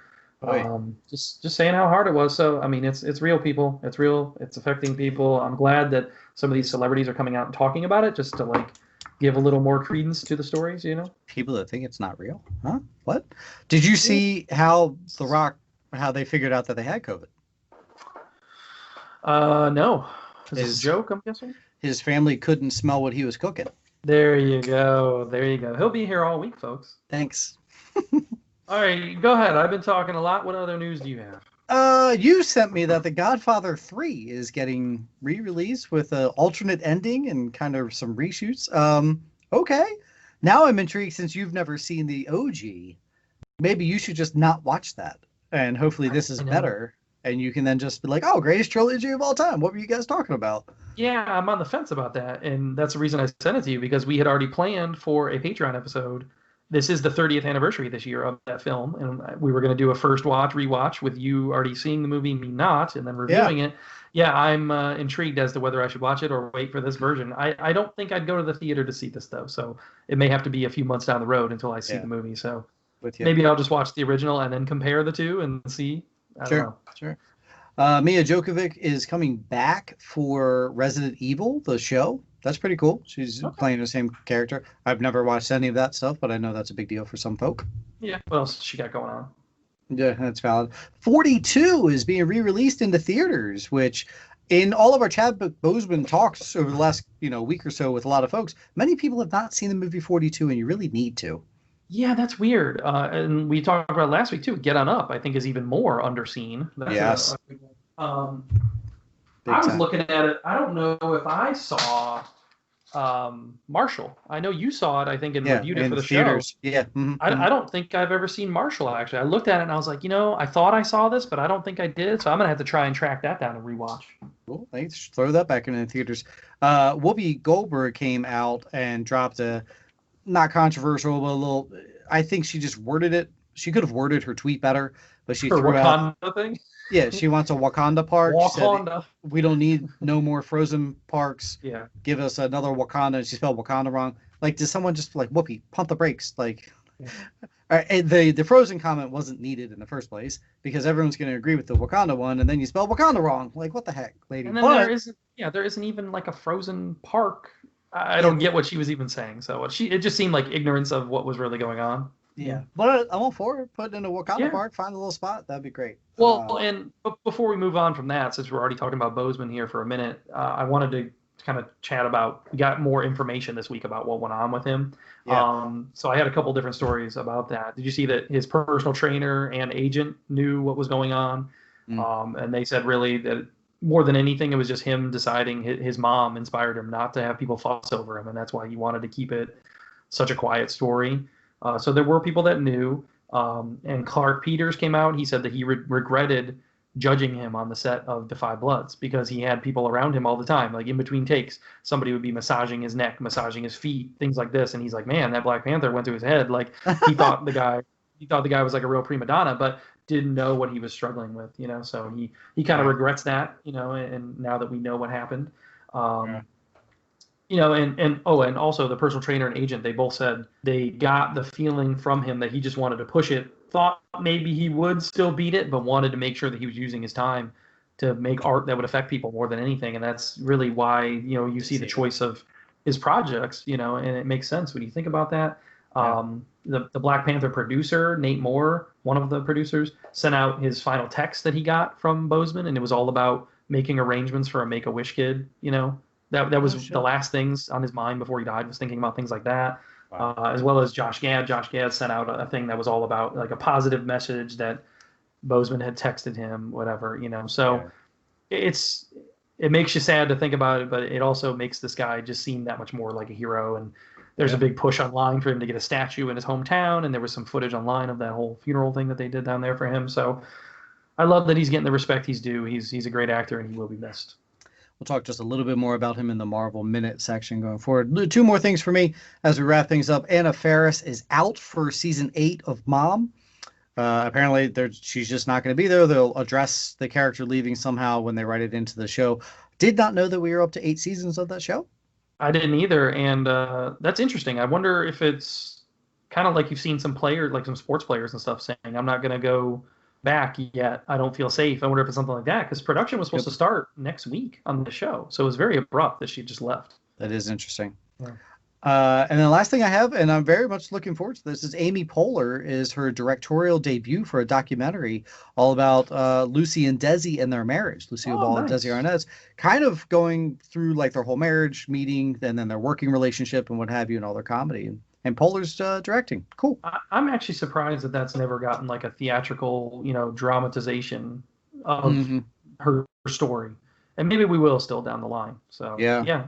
I was just talking to my wife the other day about that, how people like that are getting forgotten to history. The generations have now gone by where the kids today have no clue who I Love Lucy is or whatever. So it'll be good to get her back into the zeitgeist and the discussion pop culture a little bit more. I wonder if actresses don't want to touch it. Like they don't want Yeah, to try and be Lucy because it's almost probably hard to live up to. oh, yeah, big time, Yeah. big time. All right. All right, I did have a few other things here. Benioff and Weiss, our showrunners from Game of Thrones, have announced their next project. It's going to be a sci-fi series for Netflix.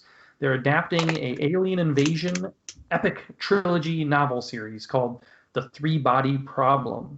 So I sent this to Roy the second I saw this. We had a little discussion about it. I think he may have to jump on the books and read them and let us know because this sounds like it's going to be a big thing for Netflix. They're really banking on this and hoping it's going to be one of their next big projects. And seems very similar to Game of Thrones, but now a little more sci-fi than fantasy, Gotcha. I guess. Gotcha. Tyler Perry was announced as our latest Hollywood billionaire this week. He's only 50 years old. His films have grossed over $1 billion. And the key thing here that was in the article is he's made a point of owning all of his projects as he's gone through his career. So he owns the rights to 1,200 TV episodes, 22 films, 24 plays, and he has his 330-acre studio lot in Atlanta where they film stuff. So congratulations, Mr. Perry. I mean, I don't necessarily like your movies or haven't watched most of them or whatever, but that's huge on him that he's successful in this day and age. And that's something for kids to look up to, I think, So. Did you see his house? I saw a picture of his house was included with it, or a new house he's building or whatever. There's a runway. Nice. Hey, Yep. Awesome, man. Good for him. John Boyega in the news this week, criticizing his handling in Star Wars, coming out a little bit more on that, and just talking about Finn being shoved aside basically after the first episode and whatnot of the trilogy there. Yeah, I mean, I gotta agree with him. The character was not handled great. So Sure. What does that say about race and equality? I think that's where he's trying to go with that discussion. I don't know. I don't know if Disney would. Is at fault there, and maybe they're trying to get better. You see sometimes they make leaps and bounds and things, but then sometimes they don't. So I don't know. Harry and Meghan, they're in the news again. They cut a huge Netflix deal. Apparently this was being shopped around to different, Disney's, Apple's, whatever, where they wanted to get a production company going, and now they've signed with Netflix a multi-year deal. They're going to produce documentaries, feature films, scripted shows, children's programming, all focusing on social images or social messages such as racial justice, gender equality, and environmental stewardship. Nice. So huge for them. It sounds very similar to another deal that Netflix has with the Obamas. They do the same thing there. So another big get for Netflix, man. They're getting, the Game of Thrones people. They got Harry and Meghan. These are some big moves by Netflix this week. Speaking of Megan there, a episode of Deal or No Deal was on. I was flipping through, and I wanted to catch the ending of it, and my daughter had never seen it. So she walked in, and my wife was there, and she's like, "What is the show?" She had never seen. So I didn't realize it has been like rebooted or whatever. Like they're kind of newer eps because the offers from the bank were different. It wasn't just cash. Like they offered a car. They'd say, "Here's my deal: this much cash, and a car." Or the daughter of the lady there is a big, huge WNBA, wants to be a basketball player, so she offered her a one-on-one training session with Diana Taurasi and an autograph ball and thing, and like not a lot of cash. Like so, they tried to spice it up differently. But the reason that got to that was Meghan Markle used to be a briefcase girl way back in the day. Oh wow. Yeah, so way. Yeah. All right. Ken Jennings, speaking of video, or not video games, but games Game on shows. TV. There you go. Look at these segues, huh? Ken Jennings has been brought on as a consulting producer for Jeopardy this season. A lot of people see that as maybe they're working him towards the eventual host replacement. Wow. Yeah. Okay.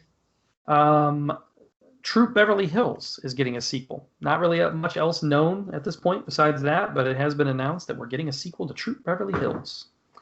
I'm guessing that, I don't know. I mean, she could come back in the lead, the actress, but I'm guessing they're going to do this more as a let's change it for today and be more diverse and things like that. I'm sure it's kind of an updated premise for Troop Beverly Hills, so that'll be interesting.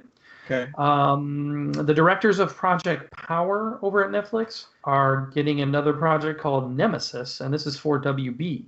This is supposed to be based on Mark Millar's comic, but Mark Millar's comics, most of them were bought up by Netflix. This is one of the only ones that still was out there with other rights. So Warner Brothers is doing it, but it looks like they're changing the premise up quite a bit. Mark Millar tweeted about it. He's like, "This is my project, but whatever they've done with it is not. It's very different from what the book was." So I see. if you're a fan of that book, maybe go in thinking it's going to be different. Zack Snyder's Army of the Dead still coming soon for Netflix. They've announced it's getting a prequel. and an anime series. So Oh. apparently they like what they've seen there, and they're going to try and make this into its own little franchise. Lastly, for me, did you see this? I thought this was kind of a fun story. I saw it on ESPN a few days ago. Michael O'Keefe, the star of Caddyshack, has been trying to get in on caddying for the U.S. Open. Oh, really? Yeah. Okay. There was a whole article about it, how apparently he lives near or grew up near where they're playing U.S. Open over this year, and it's kind of been like a lifelong dream of his or whatever to be involved in it. So he's now 65 years old. He's volunteering to do it. He grew up 15 minutes away. That's what it says, from Winged Foot Golf Club in Mamaroneck, New York. So that's where it is, and he actually caddied there in the early 70s before he was an actor. So he's trying to, do a little synergy there, bring his career full circle. I thought that was kind of a fun story to mention. That's kind of cool. I'm sure someone who makes it, Phil would be the one to do that. Mickelson, he'd probably be the one to be like, sure, man, saddle up, let's do it. Yeah, one of them has to just say, yeah, you can be my caddy. So I'm sure it'll happen. It'll be fun little thing. So, but that was it. That was all I had. Wraps up the Hollywood news. Moving on to the DC discussion. I had a rumor in DC, and this came from the Tenet interviews, that Christopher Nolan kind of suggested John David Washington should be Green Lantern. Should be the John Stewart. Yeah. Did you see that? I saw it, and I'm sold. Do it. I am too, and it almost seemed like maybe there was some inside knowledge there, because John David Washington very much just deflected the question and didn't really respond. And Nolan has a history with DC, so who knows? Maybe he has some inside people. Yeah, he knows some people. I'd be down. What else you got? Anything else? Well, more COVID news.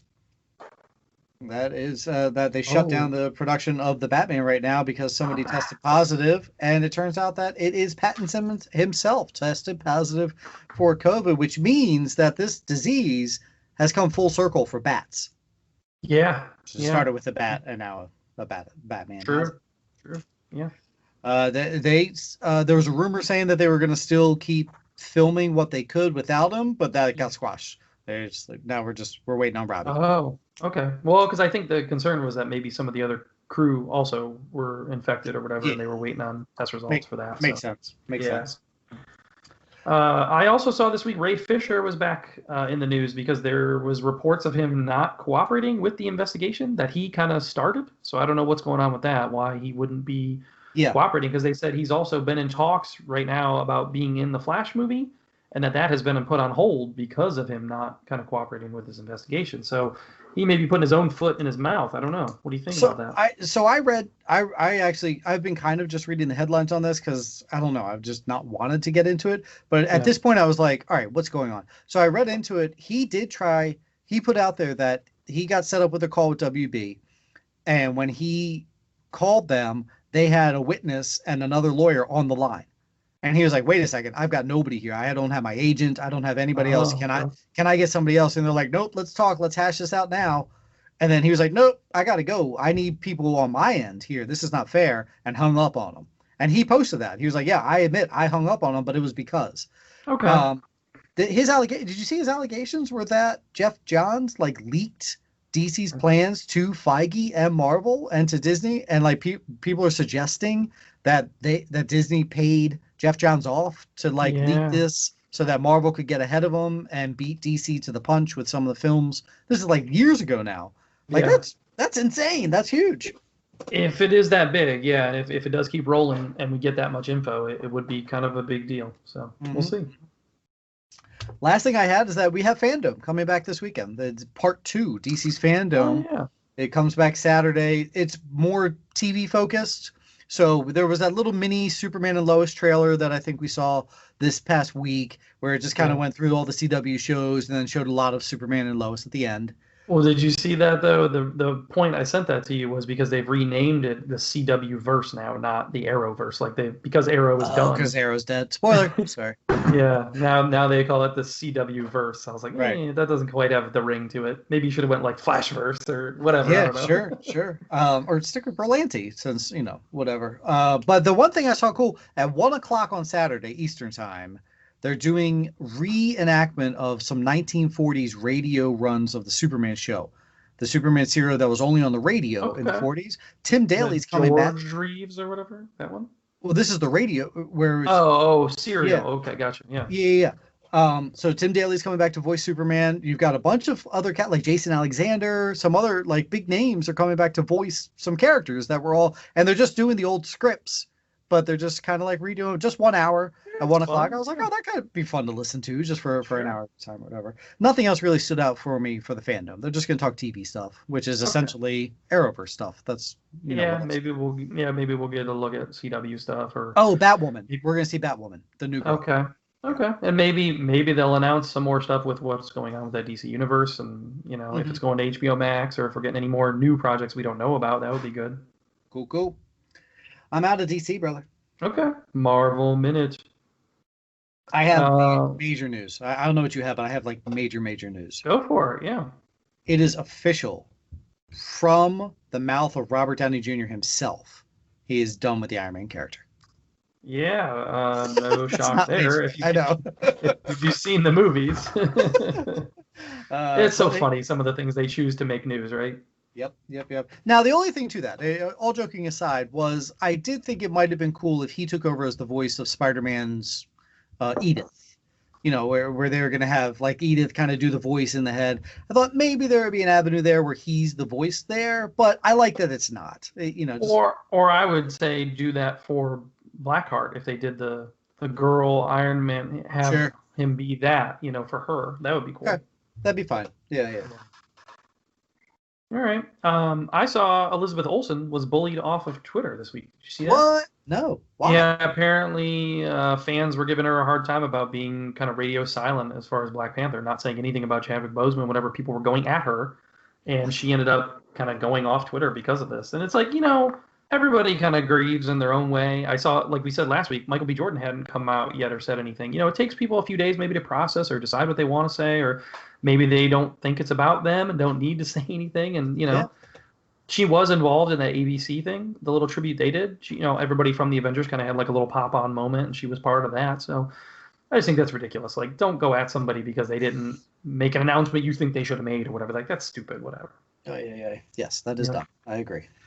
Otherwise, I saw they announced a Silk live action series, part of the Sony Marvel verse, and this is going to be on Amazon. So that's interesting.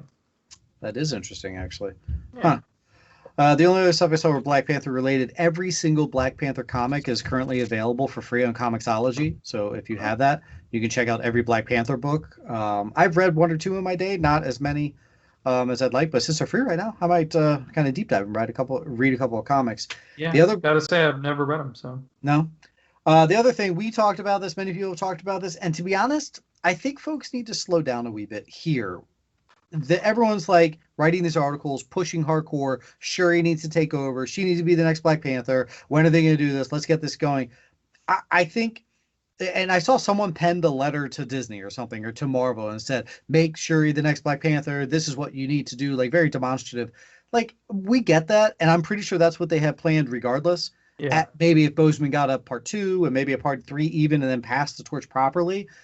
This is where I'm kind of like, all right, guys, just let's mourn this guy's death. Let's take a beat here. Yes, Yeah. this is gonna happen. Sure, he will take over, but can we wait a day? And like we said last week, I think those discussions are probably taking place at Marvel already. I'm surprised if they don't. I will be surprised if they don't come out and just push the movie back.